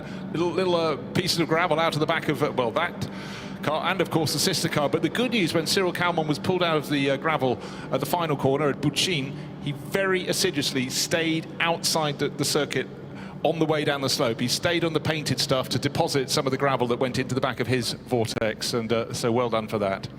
Interestingly, the Scuderia Praha Ferrari, which was in second, didn't pit under that first code 60. They were the only leading car to do that, but they decided they've come in under the second code 60. But curiously, looking at, the Kessel Racing Ferrari is just on its way out. That'll come back. And interestingly, Proton Huber Competition, who were sitting in third, they've put Klaus Bachler aboard. So they've taken Manuel Laug out and Klaus Bachler in as Joseph Kral brought the Scuderia Praha Ferrari in. And now we'll see if there's been a driver change there or whether they're going to keep Joseph in the car. No, they're going to keep Joseph in the car. Now, big advantage for that car, Scuderia Praha. Joseph Kral, because he's semi-pro graded, he does not have a minimum or a maximum driver time. The other two drivers in the car, Matos and Miroslav Vajbo, they have to do a minimum of 6 hours together. So if they plan it right, Joseph Kral can do 6 hours of driving over today and tomorrow. Yeah, what I really want to see is the margin between the two. Praha, that's car number 56 with Joseph Kral just leaving the pit exit now. And the number 8, the Kessel Racing car that Alessandro Cutrera has taken over from pole starter David Fumanelli. Right, the Seb Lejeune Racing Porsche for the 992 Cup class has been extracted from the gravel at San Donato, the opening corner. It's going, and we do have a new full-time race leader because the number 8 Ferrari only now is turning into the first corner, but Joseph Kral is over the hill and up the slope at Poggio Secco, so he's suddenly gone from 21 seconds down to a handful of seconds ahead. So that was an inspired decision not to come in and queue for fuel, but to wait, and then they were gifted almost as soon as it went green. He came in next time round when we suddenly had the second code 60. I think the Scuderia Praha car didn't take tyres. Okay, I think they took fuel and went straight out. Fuel and straight out. Yep. So this is going to be curious. This is going to give us an idea of the longevity of the Michelin tyre in the wet, at least. Because normally it's, we've seen it in the past where you're basically throwing on new tyres wherever you can. There's no limit on it. So the Scuderia Praha Ferrari going a little bit off strategy to everyone else. Of course, an identical equipment that they've received, the same as Kessel Racing get the same car from Ferrari Customer Racing, but of course it's then what you do with it. Who do you put in the car? Who do you get to engineer the car? How do you set it up? And so many other I mean, this is one of the, we're going green again, so the second Code 60 comes to an end. That's the essence of endurance racing, of sports car racing. You can do things differently. There is scope to take a gamble, and to what we saw in the opening round of the World Endurance Championship at Bahrain. Teams only fitting, let's say, 2 new tyres or 3 new tyres, not doing the full 4, saving a bit of time. If you know, when the team strategist says, right, do you think you can do another stint without any new tyres? Yes, I've already done 2. Can you do another stint? Yes, I can. Let's go for it. You gamble, and unfortunately, Porsche Baltic have taken to the deep gravel trap at that same first corner, San Donato. Car 992 stuck in the gravel down there, so that's very disappointing for them. It was actually an overtaking manoeuvre into the first corner. Is that the Red Camels Jordan's car trying to keep out of its way? And on the inside of turn 1 was the Vortex. And I tell you what, Red Camels Jordan, how their car is still there, because the lime green and multicoloured 992 went straight across its nose in the middle car. The jam in the sandwich was squeezed to the outside. Oh, Rick Breukers was luckily he was more the crust of that bread than the actual middle part, because if he was the middle part, he was getting ploughed by that Baltic car. Wow, back to Code 60 again. So we've had 3 Code 60s in quick succession. There definitely seems to be a particular challenge when the drivers are coming out of the pits and the tyres are still cold. They are really, really tricky. We've seen many drivers drop it on those out laps. Could I just also point out something there, is that Robert Kupsikas was actually leading the 992 class car. They both made a pit stop. Clearly, he hadn't taken on something that was new, and it would be probably the fact he stayed for a second stint on the rubber. Turned down after his first flying lap, after that pit stop, and just didn't have the grip. We've heard from Ian James, the grip around the circuit is changing almost by the lap. It seems though the rain has eased off for now. But, you know, one lap to the next, it can feel very different. You had the Vortex coming out of the pits, protecting the inside line in the middle of the part of the circuit down to the first corner was the Porsche Baltic, attacking on the outside, and he couldn't have gone any deeper into the first corner, was Rick Breukers. Then around, as they were halfway, not even halfway around the corner, went the the Porsche Baltic 992 right across Breukers' nose. Somehow, he managed not just to avoid it, but not spin off in conjunction. Well, in that very brief period of green flag running between these 2 Code 60s, Proton Hooper competition got a little bit caught out there, because when we went back to green, they were still in the pits and Klaus Bachler was driving through. So we know that of course, when it's green flag, the cars are going much faster than they do under Code 60. Of course, interestingly, our former leader, car number 8, the Ray-Ban Kessel Ferrari, has come into the pits again. It's almost as if they just keep topping it up with every Code 60. And of course, but interestingly, under Code 60, if you're on the track, you're burning up driver time. When you're in fuel of the pits, you are not burning up driver time. So that's a consideration. It's all the strategy. It is strategy. Over the years, a lot of teams that have had huge success, Herbert Motorsport always had the policy of top up every single time. So in short order, we've had 1, 2, 3 Code 60 periods, and the first and the third of those, CCC Kessel Racing have decided, come in, take the hit in track position, get the fuel on board. Alessandro Cutrero only did a handful of laps after taking it over from David Fuminelli. Now, coming down the pit lane, we know this car had a tyre change. We don't think the Scuderia Praha Ferrari, the car that was challenging for the lead, did, but we also know that the tyre change seemed a little slow on the rear right, and as Alessandro Cutrero goes up the pit lane, he is not coming in again in terms of coming in for any fresh rubber. Didn't expect him to. He is now leaving, and at that very moment, the Porsche Baltic car onto the track, or the edge of the track again, out of the gravel at the first corner. San Donato dropping gravel as he goes. He's on the uphill side of the exit of the corner. That's not largely where the cars get to. So he's back in the race. Code 60 will be coming to an end in under a minute. Now, the car that's been leading GT4 is in the venture. Mercedes is in for refueling. It's been a really good stint from Matthew George in that, leading the class comfortably. Alessandro Cutrero coming back on the track, and if you just suddenly looked at a screen, you go, oh, what's going on here? Why are they going so slowly? Because it's Code 60. 60 kph is all the cars can do. And I honestly think, you know, it was very early in Alessandro's stint in this car. To come back out, it's actually really complicated. He doesn't know that these tyres in the wet. He wants to be at racing speed. I always think for a lot of drivers, they have to really force their concentration so they can stay focused when you're not running at full tilt. Back to green flag racing then. Looking at that Scuderia Praha Ferrari, Joseph Kral went into the fueling area, but then as he entered the pits, when he left the pits was 27 seconds. There's not enough time to change tyres in 27 seconds. So if so, Scuderia Praha need to be in Formula 1 if they can change them that quickly. But that means that they're on an older set of Michelin tyres, and in terms of advantage, we need to wait until they come back over the line again to get a full picture, because the time screen takes a minute to come through, and we'll get a read on that as quickly as we can. Now, the outlier is the the ARC Bratislava Lamborghini of Jietong Liang. He has not pitted at all. So they've decided to not take any service under those 3 code 60s and vault up the order. Now, this will give us a read on how long can that fuel tank go in the wet, and indeed with a couple of code 60s thrown in there. Yeah, well, exactly so. It'll also show how if you didn't come in when other drivers are going around at only 60 kph, but when they're running down the straight at 260 kph, how much time you can lose when you go for refueling a full tank of fuel under green flag conditions. But it's all about keeping it clear. Now, just hearing there's been a bit of debris in the start-finish straight, and this is the Hofer Racing Mercedes. Oh, yes, okay. Right. Hard to pick out. Flying, probably about 10 metres in the air was whatever he was hit, whatever bit of debris. I mean, it's hard to tell in the wet, tiptoeing through as he's coming around the final corner. Is he going to come into the pit lane to bring the car in to have a look at it? At the moment, Alexander Prince, I mean, it's hard to tell in the wet, tiptoeing through as he's coming around the final corner. Is he going to come into the pit lane to have a look at it? Don't want to be, and this is under green flag as well. No problem. Of course, they'll have tyre pressure sensors that they'll be able to keep a very close watch on to see if they do need to come in to change one of those Michelin tyres. But yeah, no problem. But that's going to give a little bit of a fright to the team. An hour and 4 minutes in 3 code 60s in 1, 2, 3 after each other, and it's Scuderia Praha who lead by 44 seconds from ARC Bratislava. So who haven't pitted. Then it's the number 90.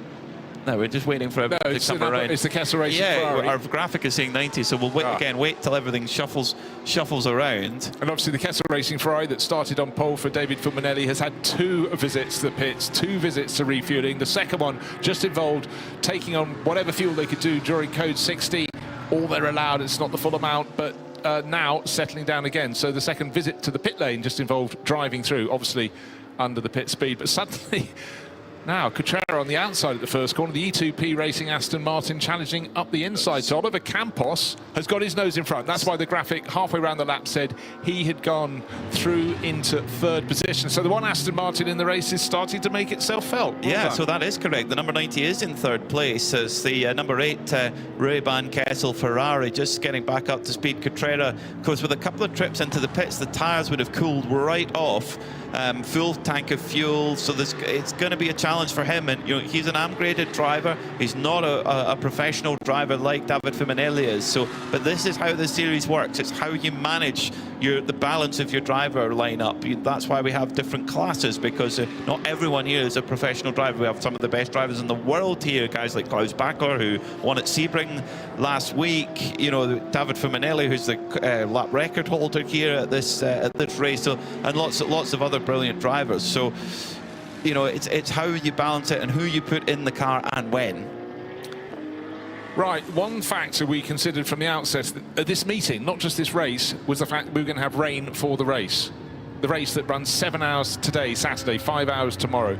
They weren't getting any wet weather running before. They're not accustomed, as they're just getting used to now, only for the first time, the Michelin wet weather rubber. So it really is learn as you go, keep out of trouble. But certainly that was a factor. But for Kessel Racing and latterly Scuderia Praha, who worked up from 14th on the grid at the start. I have to keep saying that because that's a fabulous first stint from Joseph Kral. And now at the sharp end of the field, and suddenly we've got Carl Marcelli, who was a while ago way down the order in the blue and orange Pellin Racing Ferrari. We just mentioned third place being taken by the Aston Martin. Is about to possibly lose it because Marcelli is really, really looking high, looking low, trying to go round the outside. There is no outside there. Down the slope they go. Savelli, it's the bottom of the slope, and then you've got the entrance to Arrabbiata. You go uphill, and the Aston Martin's on the inside. Oliver Campos going on the outside, but going past on the outside between the first part and the second part. Wow, that was quite a move for Carl Michelli, so the Italian team Pelin Racing will be delighted. One of their cars didn't get to start the race. They had a 488 GT3. That didn't come to play, but their newer car, the 296 GT3, it's not just playing, it's advancing. It's up to third place overall. Great run from Marcelli. And we're not quite sure why. Perhaps Diana or Ben can find out why the other Pelin Racing Ferrari didn't start in the race. But this is an amazing job from Carl Marcelli, and the advantage he has, he's in fourth right now.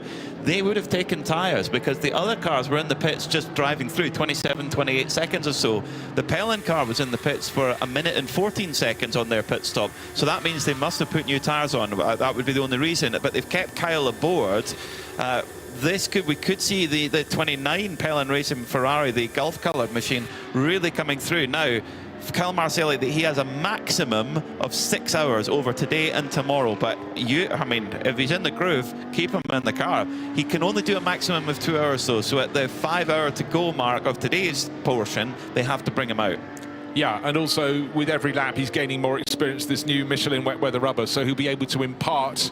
You know, when it was fully wet, they were like this. When it was less wet, they were like that. But every other driver in the crew is waiting to find out what is going to face them when they get out into their stints. And, but he's the pro in their car. You've got the Pro-Am, which is Felice Gelmini, and American multiple female Ferrari champion in the Ferrari Coppa Ladies Series is Lisa Clark, driver from California, and she's going to be the one that really wants that information the most plainly. Has obviously the least experience, but if it comes from the horse's mouth, it comes from a pro driver who's out there, has been racing in wet and dry all around the world for quite some while now. This is gold dust, whatever information can be imparted. And I understand that Kyle is very much the role of coach for Lisa as well, as is very, very often the case. A non-professional driver will have their professional driver that they compete with is also a coach as well. But Felice Gelmini, he really impressed me in qualifying yesterday. Set some fantastic lap times and some really quick sectors compared to some of the other drivers. He's more of a touring car guy, a Clio Cup guy as well, but he's really gelling with this Ferrari 296. As the rain, all of a sudden, they've just turned the switch right back up again. The rain is tearing down here on the start-finish straight. It's kind of coming in and out all the time. Yeah, were you getting comfortable? Well, try this, and it's dripping off the roof of the grandstand above us. We're on the pit side, looking across the giant grandstand. It didn't used to be there before it was built, mysteriously, but originally we'd have been able to see the downhill slope as the cars get to Correntaio and then go through the chicane, Biondetti 1 and 2 on the approach to the final corner. But it's still a fabulous stretch of circuit. Haven't talked too much about the IRC. One of 3 cars in the GTX class. GTX still being led by the 702 Vortex. The sister car is further back down the field, but it's great to have the IRC car with a sort of vaguely Chevrolet Camaro body shape atop. Darren Curry and Grant Donaldson running that. Decided they've had their fun in Australia. Let's go and race in Europe, and why not? If I was to rank it in terms of intensity, I would say this is the most intense rain we've had so far at the circuit. This similar to what I came out of the hotel room this morning, going, oh, this is certainly, I would say it's bucketing down right now on the start-finish straight.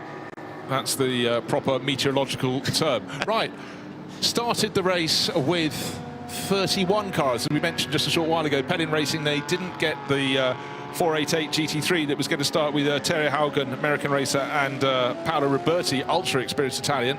We've still got 31 cars out in the race, but the rain, actually, if you reckon it was level 7, it's now level 8. In the space of the last 30 seconds, the tap has been opened fully. So, right, imagine if you were a driver who didn't get a new set of Michelin wet weather tyres. You will have less grip to disperse that water. This is proper monsoon rain. This is the rain that early this morning didn't look as though it was going to hit, and then just before the start of the race, suddenly the weather forecast changed big time, and we've got this. This could be in for the next 2 or 3 hours, maybe even to the end of all the Saturday running. We're running 7 hours here at Mugello, and I think I might defer my run over to the catering tent for lunch. It's not a tent, it's a monument. It's a magnificent building. It is a monument of gourmet and gastronomy. So Jake Hill a reigning British touring car champion, a driver who's not unfamiliar with conditions like these in a rear-wheel drive car, but still relatively new in his GT3 career. He really impressed with Aero Motorsport in Dubai, and well, this is pretty much a baptism of fire really to drive a GT3 car at Mugello. Totally new experience. He's taken the car over from Kyle Tilley, and he's got a bit of job ahead because they're running just over a minute down on the leading car at the moment. So for Jake's really got to try and, for Aero Motorsport, they've got to try and keep the car on the lead lap. You can be coming into the end of the first portion of the race tonight after 7 hours of the 12, and you could have the leading car right behind you, and you can be just on the lead lap and no more. That's enough. That puts you on the lead lap for tomorrow. Yeah, and start again. And bear in mind the pace we're seeing the cars at the moment, they're lapping in 2 minutes 15. So let's say it dries a bit, they lap down around 2 minutes mark. You could be the best part of 2 minutes down after 7 hours, which is still close, but in lots of racing terms, that's a big margin. But as long as you're on the lead lap, you'll gobble up those as a grid. If, say, you're running fourth, then of course you're going to be just 2 positions behind on the grid. But let's go down because Ben Constantinos is the new voice in the pits.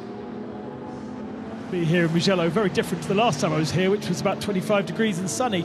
Not today. I've been observing the last 15 minutes, seeing what's been going on with regards to the change of tyres, or not, from some of our teams. It's remarkable, actually, how good the Michelin tyre is coming off those cars that used it for the first hour and then changed it. Yes, of course, they don't have the sharp edges of a brand new tyre, but they're really not using up the tyre very much. And I imagine that only in the conditions that we're starting to see now, where there's proper standing water on the circuit, that those sharp edges would be coming into use. But before then, actually, wet tyres, if they've stayed on for another stint, would have been quite suitable in the rain condition that we had earlier. I've been at Kessel Racing. I wanted to go and chat to David Fuminelli because he was leading before the first of our Code 60s. But he is in tense conversation with his driver out on circuit, Kuchera, now down in 6th position. He will not speak to me because he is on almost corner by corner briefing with his driver, and you were talking about coach and driver between pit lane and circuit, and there is a huge amount of conversation going on because for drivers with less experience, this is really starting to get very, very tricky out there. Great insight. It just gives you an idea of what when you're not driving, you're far from. You can't just go and have a coffee like we can. You've got to be involved all the time. Brilliant stuff. Thank you, Ben. 5 hours and 45 minutes to go in this first portion of this Michelin 12 Hours of Mugello, and that number 44 ARC Bratislava Lamborghini is still going on that original tank of fuel. An hour and 15 minutes into the race. Yes, we've had 3 Code 60s in that time, but of course the wet conditions make that stint time even longer too. So lap time wise, Jaiton last time was a 2 minutes 17.5. The car chasing Kyle Marcelli on the new tyres, 2:14.1. He's also in one of the new 296 Ferraris, which has proven to be the quickest car in the drive so far. 2:16 flat for Joseph Kral, also in one of the new Ferraris, but on the older tyres. So every time I've looked, the Marcelli Pellin car has been 2 seconds a lap quicker than Kral. Both very good drivers, both in the same car, but the difference, Kral is on the old tyres and Marcelli is on the new tyres. Yeah, Bachler going very, very well in 4th place as well. So he's lapping, again, pole time, aggregate across all 3 drivers, 1 minute 47. Lap times at the moment, the best person out there is Klaus Bachler, the Austrian, in 4th place, 2 minutes 13, and only just in the 2 minute 13. So we've had this flurry of rain, and it has moved back down again from, we reckon, level 8 to level 7, about level 6 rain in the pit lane, whatever that means, but it's out of 10. Huge amount of spray has suddenly developed again. Oh, and a big, big twitchy moment. 2 Audis playing together down into the first corner. The one on the outside line suddenly found life was getting a little bit difficult there, and that's Continental car going around. Exactly. Yeah, the Simpson Motor. It was run by a UK team, Simpson Motorsport, going around the Circle K back Juto racing car into turn 1 as the Juto car just moved across as the Continental car, driven at the moment by Vasily Vladikin, put a one Michelin wet onto the curb, and the car went, hey, are you sure? And round it went, but managed to hang on to it. Great car control. Vasily Vatican really impressing in the wet conditions. Yeah, he had a really good opening stint. Then obviously the order got quite jumbled, but that car was about 20 degrees out of true. He wanted to be turning to the right, but not before he'd reached the corner. But he got the tail back in line for Continental Racing by Simpson Motorsports, and is going very nicely indeed. But that was a massive heart-in-mouth moment there, down to San Donato, the opening corner of this circuit, where you have an enormous gravel trap ahead, but alas, you want to be turning right not once but twice, and also going up the hill, the start of the climb up towards the second corner, Lucco, and that in its own right is a tricky corner. There's a bit more space to play there, but great save. Right, Heart of Racing, we heard from Ian James when he was down with Diana Binks in the pit, saying that was a really tricky opening stint. Gray Newell is the driver on board the Heart of Racing Mercedes, and trying to work their way back up to the front. Hopefully he's finding, with the instruction he had from Ian James, a way to make it work in this wet weather. And it really is wet. Any chance you see the car, the water is streaming out of the wheel arches. Any vent from the front, particularly the huge vents behind the front wheels on a Mercedes AMG, the spray pouring out of that. Dramatic TV images, but it is changing by the lap. Full wet, slightly less wet, full wet again, starting to dry. What was a really interesting comment, I thought, from Ian James, who gave us some great insight with Diana Binks a little bit earlier on, saying that it was one of the scariest stints of his life. You know, this is a guy who's been racing for, decades. Really done the Rolex 24 at Daytona over 20 times, won it before, done everything there is to do in sports car racing. But he said it was one of the scariest stints of his life. Yeah, but then the biggest, most interesting part was the tyre pressures. He said, we got the tyre pressures wrong. That's all part of the learning process. How do you set the tyre pressures for these Michelin wet tyres? I mean, that is always one of the elements that people who are new to sports car racing, new to racing, just don't understand how you can transform a car. And it's down to experience. So you can just play with the pressures and either get it completely wrong and make the car undrivable, or suddenly find the driver an advantage. But Heart of Racing team, they're a team run by SPS when they come to Europe, SPS Automotive, and they are savvy and they know how to run a Mercedes AMG. However, these are new tyres, the Michelin wet weather tyres, so they're learning as they go. They're all learning out there. Yeah, but real learning experience for Gray Newell in that Heart of Racing by SPS Mercedes. And the thing is as well is that in the AM class particularly, it's about not making mistakes. We've seen several cars end up in the gravel and lose a lap or more getting towed out because the gravel is so deep here at Mugello. You can't just drive out of it. You will be stuck as soon as you drop a wheel in. And that is something that in that, particularly the AM class, where it's not about absolute outright blowout lap times, it's about consistency, not getting penalties, not making any mistakes. I mean, speaking of, funny enough, speaking of penalties, I hope I'm not throwing the curse in here, but I haven't noticed any. No, none. Okay, what we're getting though at this early stage of the race is drivers start to get you get a warning after 3 offences, and then it gets ramped up. So penalties always seem to come thick and fast later in the race. I think there'll be a little element of how shall I say, you're given a little bit more scope, because quite easily today you can see a driver's going on not because they meant to, not because they were trying to steal an advantage. But yeah, very good job. Before the start of the race, we thought the one thing you don't want to do is lose a lap. 30 seconds waiting for your car, or minutes even. Minutes, 1 minute, 2 minutes, waiting for your car to be dragged out of the gravel, and suddenly you've done all the damage you were trying not to do in the first 7 hours. Change for second position. Unsurprisingly, Karl Marcelli has gone round the outside of the ARC Bratislava Lamborghini of Jaitong Yang.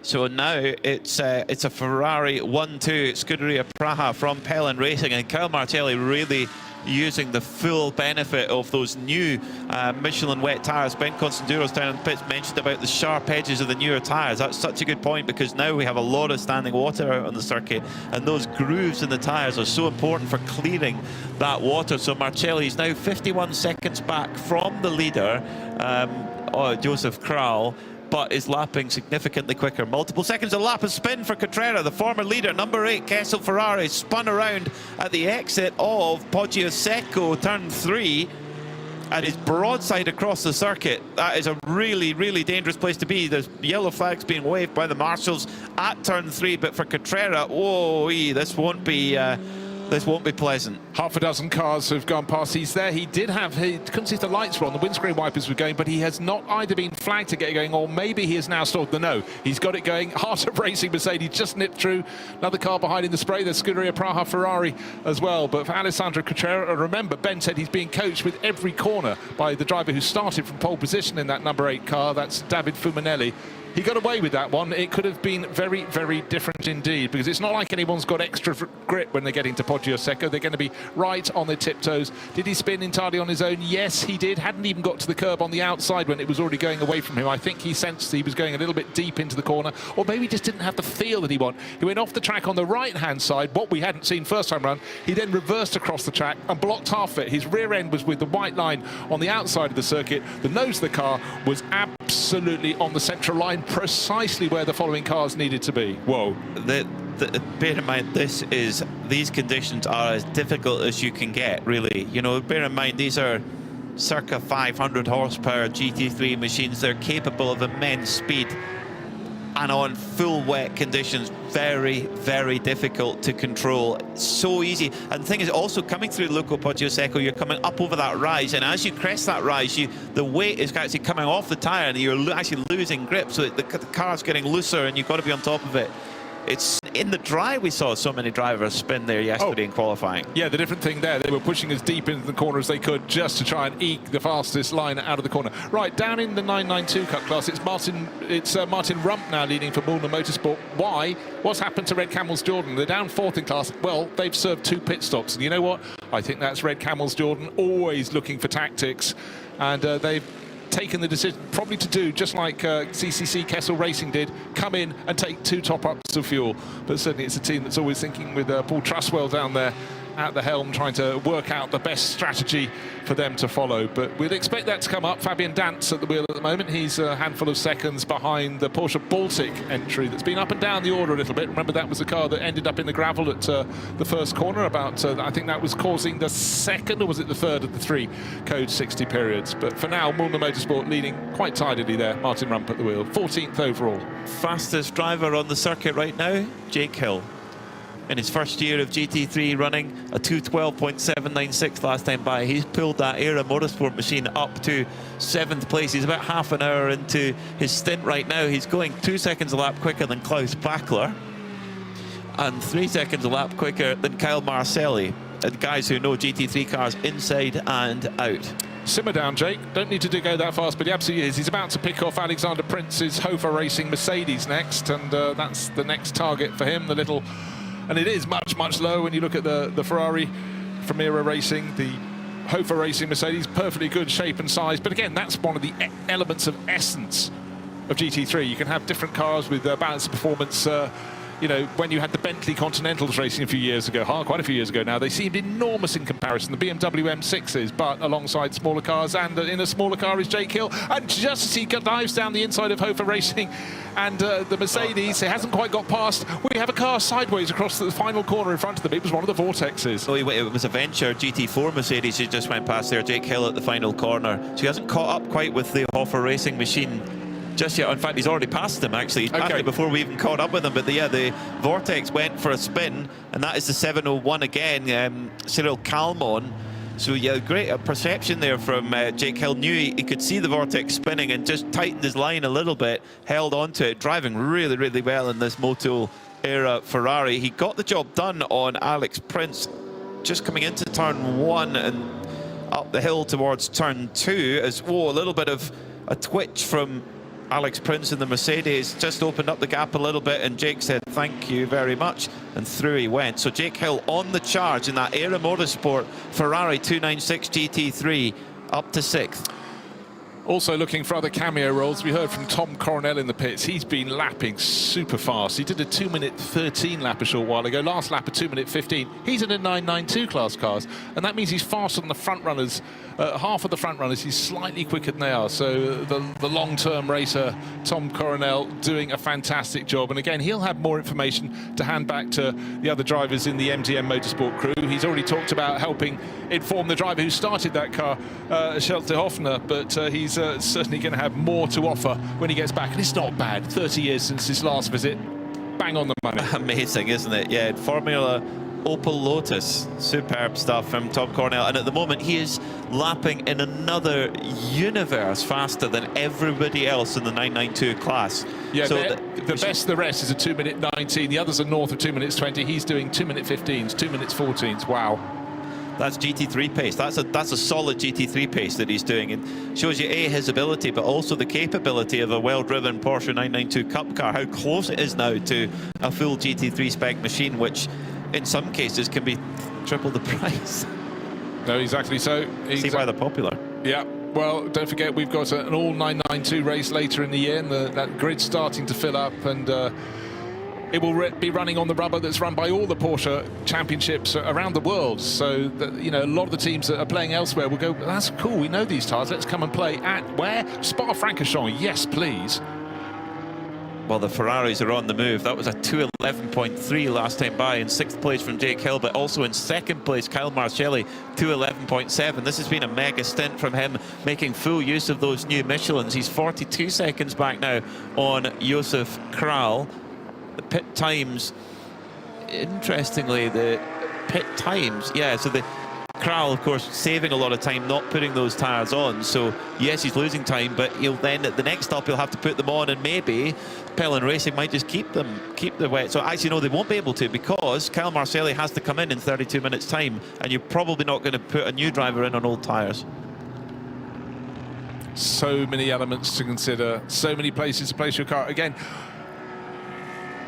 in the 24H series, it's multi-class racing. It's easy to just focus on the GT3s at the front, but of course they're out there with GT4s, with GTX cars. They have different pace, and it's how they behave together on a circuit, how they give respect to the other drivers. And if you're one of the cars that has less performance, you're expected to stay on your racing line. Don't try and guess where the chasing GT3 car is coming. Admittedly, today it'd be quite hard to see a chasing car. You'll spot headlights becoming brighter, but the spray, even at this point where it's stopped raining as hard as it was 20 minutes ago, still a difficult ask. Just double checking what's happening in GT4. Alberto Nascan leading, but only by a small margin in his Lotus from Nicholas Gebhardt. In fact, the Cayman is getting closer and closer, under a second between them now. They've had a couple of other cars come past from other classes, including Seb Lejeune Racing, trying to regain ground. And an enormous sideways moment from the Porsche Cayman. That's a corner I know rather too well. It's the Biondetti chicane, and the tail, I would say 15, 20, 25% degrees out of true.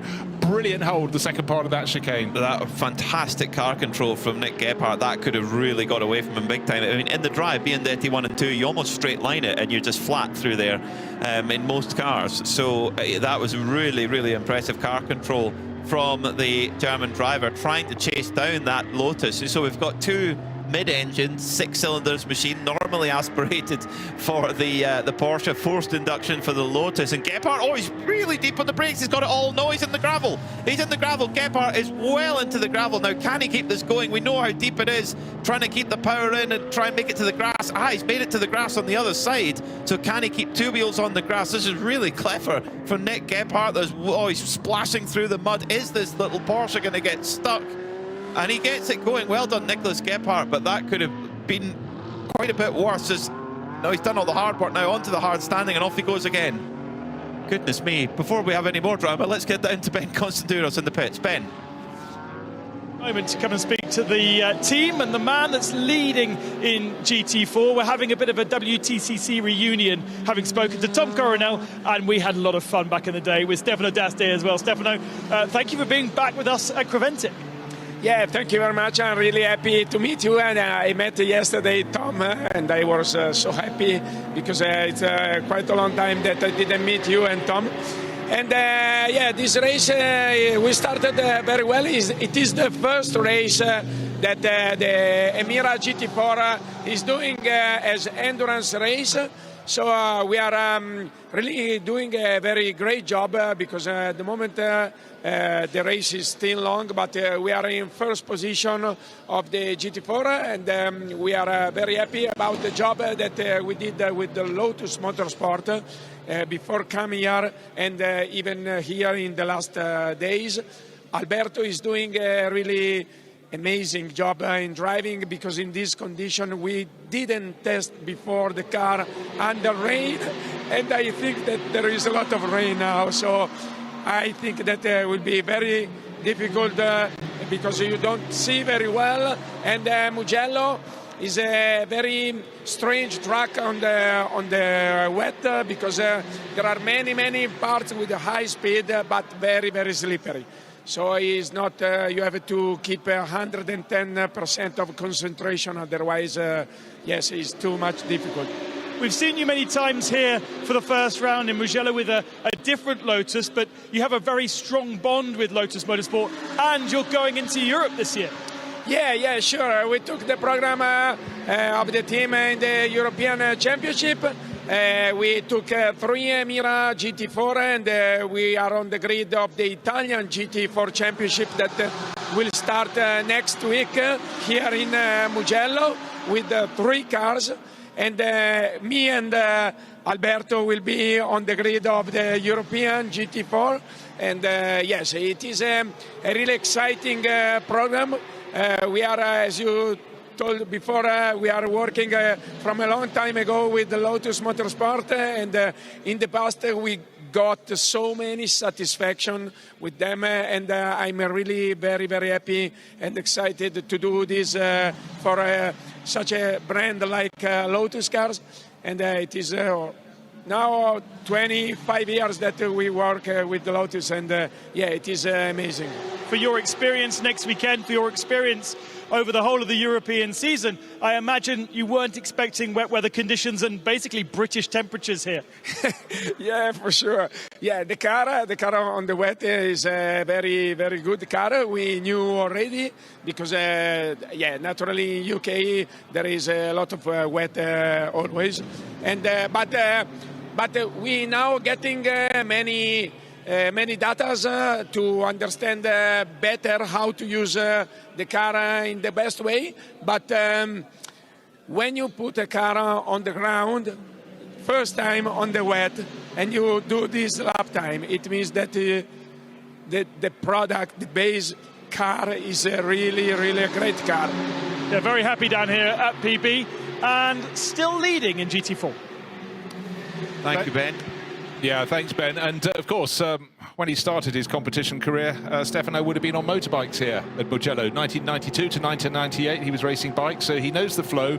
But I thought some really interesting comments there that, you know, the base car, the car they started with, clearly handles conditions like this very nicely indeed. And when the car's got balance, that's a great place to start. But it's great to see, you know, such satisfaction of bringing a mark on, being involved with them, but also a career like Stefano. He had so many years in the European Touring Car Championship, the World Touring Car Championship, was Independence champion in his time, but just that passion still clearly courses through him. It does. Now, interesting, looking at the fuel that was taken on by some of our front-running cars in GT3. The one car that we saw, the number 81 Aero Motorsport Ferrari that's in 6th, being driven very well by Jake Hill at the moment. They had quite a bit more time in the pits. That is because they took a lot more fuel than everyone else. So thanks to the team for letting us know on that one. So they're going to actually could cycle further forward to the front of the field as more and more drop off. In fact, in terms of pit stops, have ARC Bratislava still haven't pitted, so they've done 1 hour and 35 minutes on the same tank of fuel. Yes, we've had 3 fairly short code 60s, but that shows you how much of a difference the wet weather makes. It really does. So it may or may not get back round the lap. Will it have enough juice to go the way? Had the first penalty that we've noticed, and that's car 56, which happens to be our race-leading Scuderia Praha Ferrari. 3 infringements for track limits, so the first warning has been served. You build up from here. It's not a good thing to do, but you don't get penalties immediately. You get warnings, and they're working their way through the number that they're permitted. But then again, it's not too surprising. Very easy to exceed track limits when it's as slippery as this, but they have now got to sort of have, it's not the sort of Damocles poised above them, but it's something, just a bit of a warning. Keep it in mind. You're leading the race. You don't want to suddenly pick up a drive-through penalty or whichever penalty is decided to be appropriate for the crimes underneath you. Right, let's go down through the classes. Overall winner, leader is still Joseph Kral. He's in a Pro-Am GT3, the outright GT3 class. Without AMs on board is Pellin Racing in second place with Carl Marcelli, who's been setting some fantastic laps. GT3 AM is 4th place overall. That's ARC Bratislava, the car that is allergic to the pits, so has stayed out, the Lamborghini. in 992 Cup class. It's still Martin Rump for Mugello Motorsport. GTX 1 position behind him. And Arno Gomez, 15th overall to Mugello Motorsport's 14th place. And then you drop down to GT4, Lotus PB Racing. Alberto Nasca, we heard from teammate Stefano D'Asta, leading the way in that class. Joseph Kral is really struggling on these older tyres right now. Last time by he was a 2:16.5. Second place, Cal Marcelli on the much fresher tyres. What was he? 2:10.9. 6-second gap. Huge difference. Likewise, Klaus Bachler in the Proton Huber Porsche, who's only 4 seconds behind Marcelli in second. It's 2:10.7 for him last time by too. So really, really impressive paces. Oh, off goes. Oh no, it's the Red Ant AMG off the road as well in the gravel, and did well to keep it going and not get beached. Yeah, that was Arrabbiata between Arrabbiata 1 and 2. It's the uphill right-hander followed by it's another uphill right-hander, but it flattens out, and at that point you can imagine you're just trying to really push hard through there, because in dry conditions you should be the next closest thing to flat on the way up through the slope, hanging on admittedly, but simply actually at the turn-in point to the first part of the Arrabbiatas, the nose of the car wanted to go east, or was it west? Either way, off the track, and actually very well gathered together again to keep it vaguely near the black stuff. But for Red Ant Racing, they've had their problems. And for Ayrton Red Ant, well, he did end up in the gravel, got out of it though, but the prize, the biggest run so far has been Nick Gebhardt going all the way through the first corner gravel, and it was so wet in front of the tire ball where he could get his left-hand wheels on the grass, but unfortunately they were grassy water rather than grass, so precious little grip. Be very easy there to actually then clip the barriers, clip the tire ball, but kept it going to the right, but lost a lot of positions. He really was pushing hard, maybe a little bit too hard at this stage, but it's such a fine line when the conditions are like these. Very uncharacteristic there again for Ayrton Red Ant. I'm going to guess that Red Ant Mercedes is still suffering from that downshift issue, because he just looked like he couldn't get the car stopped for the corner, and it wasn't doing what he wanted it to do. Yeah, not easy at all if you're trying to nurse that issue. Of course, the car's brand new to the team, so it's going to be a discovery for them over the next 2 days. Yeah, but at the point you want just a little bit of engine braking to help you get the speed down and give you the traction, and it ain't there. Suddenly that's not so cool. Right, the track conditions chopping and changing. We're having flurries of rain blowing through here. The track was damp before the start of the race. There was drizzle. As they went around the second of their formation laps, it started to rain. Oh, some days the Joker can be played, but it's been ebbing and flowing being the operative term there, ever since. But right now, the spray, if you get a bunch of cars, it's almost like a wall of water. The camera's struggling to necessarily pick out the cars. You get the vague image in the background of some headlights blazing away. Hard to pick them out until the cars arrive down at, say, the first corner. But the camera crew's doing a fantastic job here. But for the drivers, they're doing a pretty special job too, as well. And Joseph Kral continues to lead the race. He's got a bit of traffic up ahead, but his lap pace continues to fall away. 2 minutes 17 on that lap. The chasing cars 4, 5 seconds, 6 seconds faster in the case of Klaus Bachler, who's in third place, making progress for Proton Huber competition. Remember that car with Manuel Lauck in the opening laps of the race gained about 3 positions in the opening couple of laps, and was the first car to really attack in the race. Had it a couple of moments, but in terms of the pace, you'd have to say the Ferrari 296 GT3 seems to be the most comfortable car to run. We're seeing great pace from Jake Hill in the Era Motorsport car. We've seen brilliant pace from David Fuminelli in the Kessel car, and now leading the race, Scuderia Praha, Joseph Kral doing what he does. He has had a lot of success in Ferraris over the years, notably here in the Mugello 12. That he has, yeah. It's and these conditions are where you know the quality of the headlight is so important. I sound bizarre, but you know, for cars in front of you, if they're in a slower class, for them to see you, if you've got really bright headlights that cut through the gloom and cut through the spray, it really makes it easier for the car in front of you to know that you're coming, because the closing speeds between, say, a top-driven GT3 car and a GT4 car or a Porsche Cup car, depending who's driving, it can be quite a big closing speed. The biggest closing speed is going to be the GT3 to the GT4. So you want the driver ahead to kind of anticipate that you're coming. So the brightness of those headlights is really important. Yeah, and also a factor here. If you're looking from turn 1, San Donato, back down towards the start-finish straight, you can't actually see most of it because there's a twist and there's also a dip. So a car could be gaining fast, but they're in the compression behind you. You're approaching the braking zone. Code 60 coming in 20 seconds because Ajith Kumar racing the 901 Porsche is backwards. Is that Bucci in the final corner? I think it probably is. So yeah, turn 15.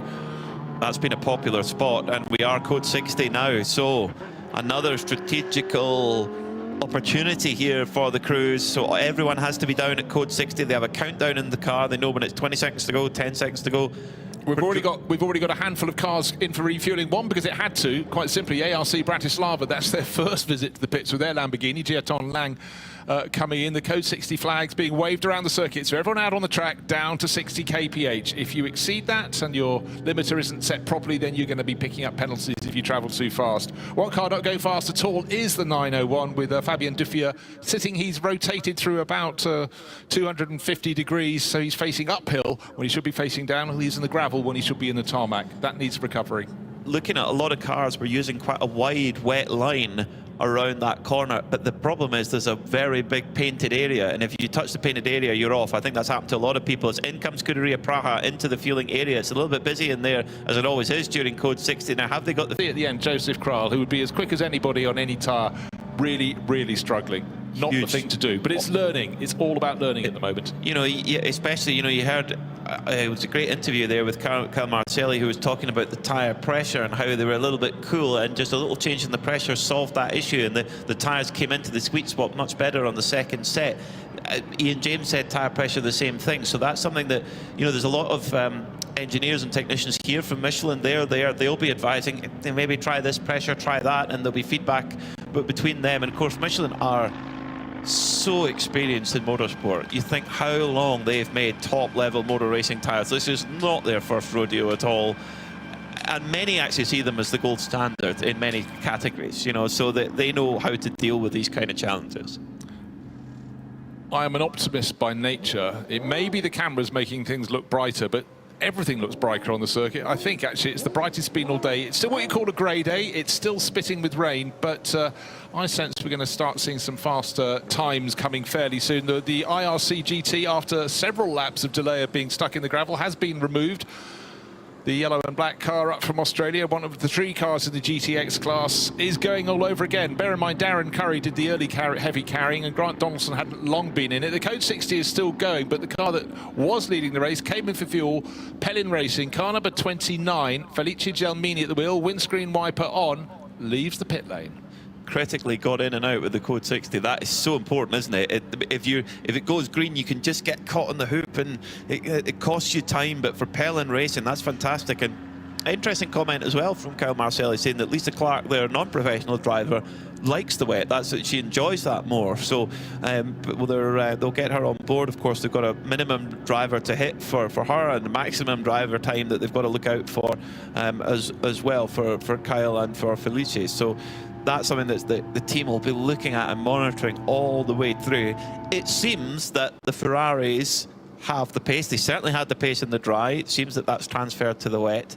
But if we keep having these code 60s all the time, it's going to be a real cerebral race here for the Michelin 12 Hours of Mugello. Green flag in the air, back to racing we go. We'll wait till all the drivers come around and come through the start-finish line to give an update for you. It does take a minute for it all to filter back together, but Pellin Racing managed to get not a free stop, but a better value stop there under code 60. It is a gamble. You've just got to try and take in every element of information you can get. And Felice Gelmini pushing very hard through one of the trickiest corners. We're talking about waiting for the heat to come back in the tyres, and he certainly didn't hang around long down the slope into Savelli, and alongside us in movement of the arms. I haven't got a driver on board in the booth. It's Peter Mackay go sharp intake of breath through the Arrabbiatas, but somehow the grip was found there by Felice Gelmini. That was a potential 0 to 0 moment, but he's stayed on the right side of that balance. Wow, my teeth are drier than a dodgy tradesman there. Just I don't know. It was some big moments there. Great car control from Felice Gelmini, and a real insight to how difficult it is on the green flag after a code 60. The tyre pressures have dropped, the temperature in the tyres dropped, making it very, very difficult. We've seen, you know, we talk about yellows breed yellows, safety cars breed safety cars. Well, purple breeds purple here in these conditions, particularly as we progress towards the 2-hour mark. Now, have there been any drivers that are looking at... Yes, Nick Jonsson has been in since the start of the race. He's done an hour and 49 minutes of driver time. Likewise, Alberto Nasca in that Lotus PB racing machine. I'm surprised they didn't pull him out in that Code 60 because they have to bring him in just under 11 minutes time, and if we stay green, that will be a far more painful stop. Always when you have the restart, we talk about yellows breeding level, yellows, Code 60s, breeding Code 60s. Who pushes too hard too soon, slides off into the gravel, causes the next Code 60s. So far, so good. But after this first lap of the restart, I think the teams all relax and go, okay, now let's focus on our race again. And we have a spinner. One of the Gomez, is it the Gomez car? One of the vortexes between turn 6 and turn 7. It's Savelli before you get to Arrabbiata. And it's the 702 all over again. And that was close for those in behind.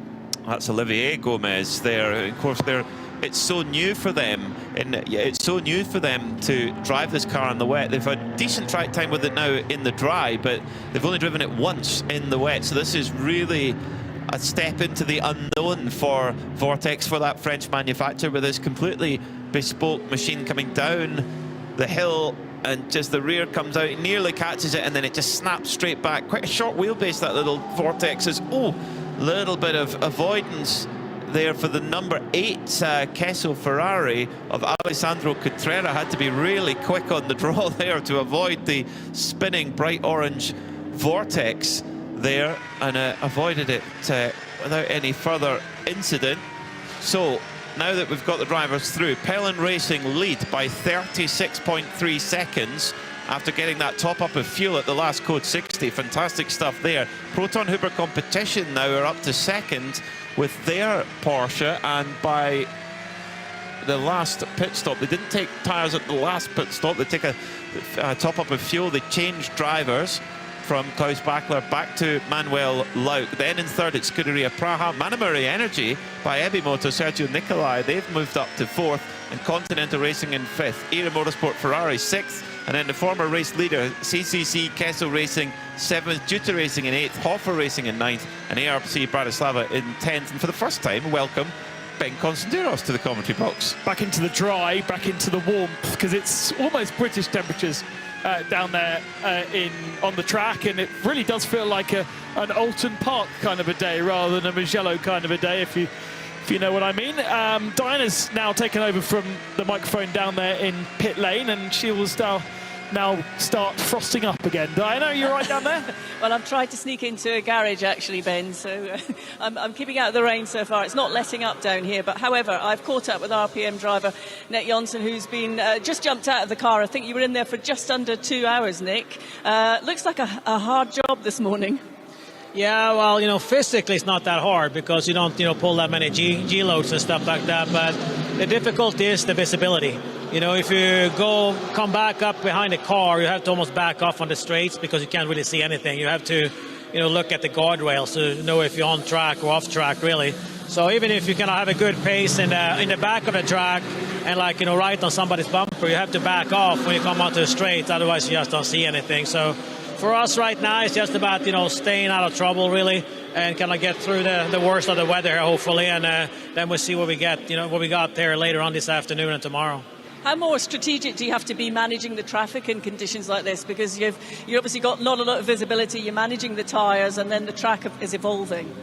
Yeah, I mean, in the beginning of the race there, it's not really raining much, so we had to manage the tires a little bit there to try to find wet spots, even though it was still damp everywhere. But if you don't really cool the tires down, you start losing traction pretty quickly.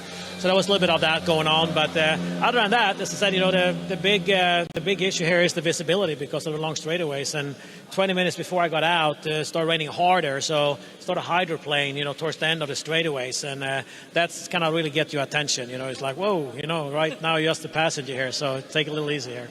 I think we saw a couple of times on, other cars and stuff on the track when they have that slide, your heart's in your mouth watching it. What's it like inside the car? Yeah, I mean, as you said, slide, this comes down to drifting at that point almost, right? But you need to not really panic and just let the slide come to an end, basically, because you can't really do much when it starts sliding. And I talked to one of the guys earlier. I said, you have to find a happy medium, because if you don't push hard enough, you don't get tire temp and pressure, and then it's a vicious cycle thing. You don't get the potential grip out of the tire, and if you overdo it, then you get into the slide situation, as you said, and then look, the tires start losing grip because of that. So it's very, you know, like you have to find a happy medium in these conditions, and again, just stay safe and you know, make sure you have somewhat visibility to see what apex and the track goes. Thanks very much, Nick. Thank you very much. Very interesting insight there from Nick Johnson. We thought he was still on board the car, but they obviously haven't changed the driver ID over, because he is still showing on our timing screen as being in the car, but as we just heard, he's very much out the car. Unfortunately, under code 60, because the MP Motorsport Mercedes, this is the Gosner family car, Corona Gosner, ended up in the gravel, and it's so unforgiving, the gravel. Once you're in, it's very difficult to get out, so they're using the GT3 lifting pins here. The Manitou is lifting the car up. The driver can actually stay on board when this process is going on, but they've seen this a lot, Ben. Just green flag, code 60, back and forth and back and forth. These conditions really testing the drivers. It does sound as though there's a real challenge going on, learning this new Michelin tyre, so very different to what they've expected before, what they had with Hankook. Hankook and Pirelli, known to be quite soft sidewall, quite forgiving in wet conditions.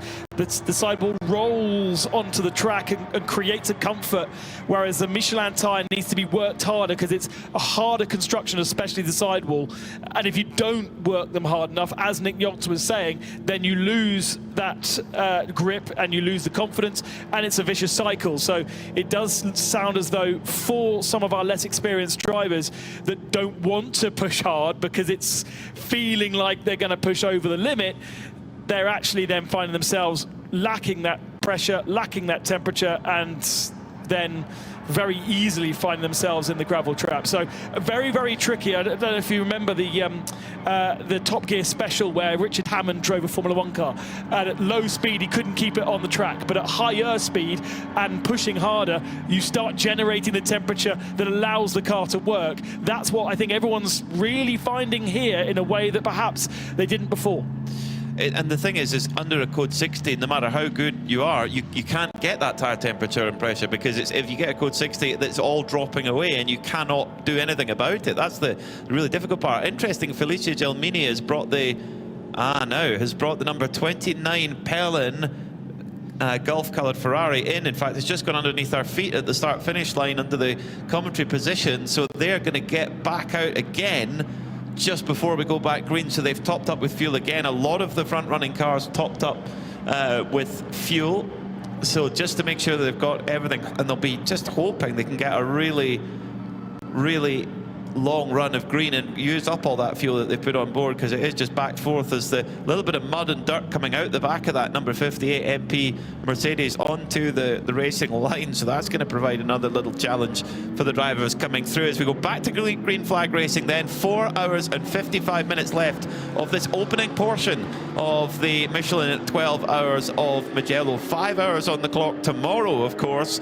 We go into Parc Fermé overnight. It's all about staying on that lead lap, and if you can stay on the lead lap and start the car up tomorrow with a full tank of fuel and some new tyres on it, all the better. And not use too many hours of your pro driver. We've seen a lot of pro driver usage in that first hour and a half, with all pro drivers actually going out to experience the circuit so that they then can pass that information on to their lesser experienced drivers. And again, I tried to speak with Joseph Kral just before I came up here, and headset went straight on. He was in there talking to Matthias Vibo, who's now in the car, and had no time for me.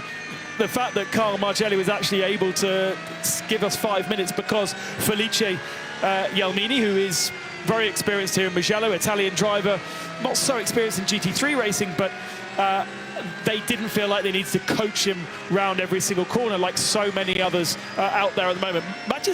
Manuel Lauck, interestingly, back into this Proton Uber competition car, and that is why it's rising to the top of the field right now.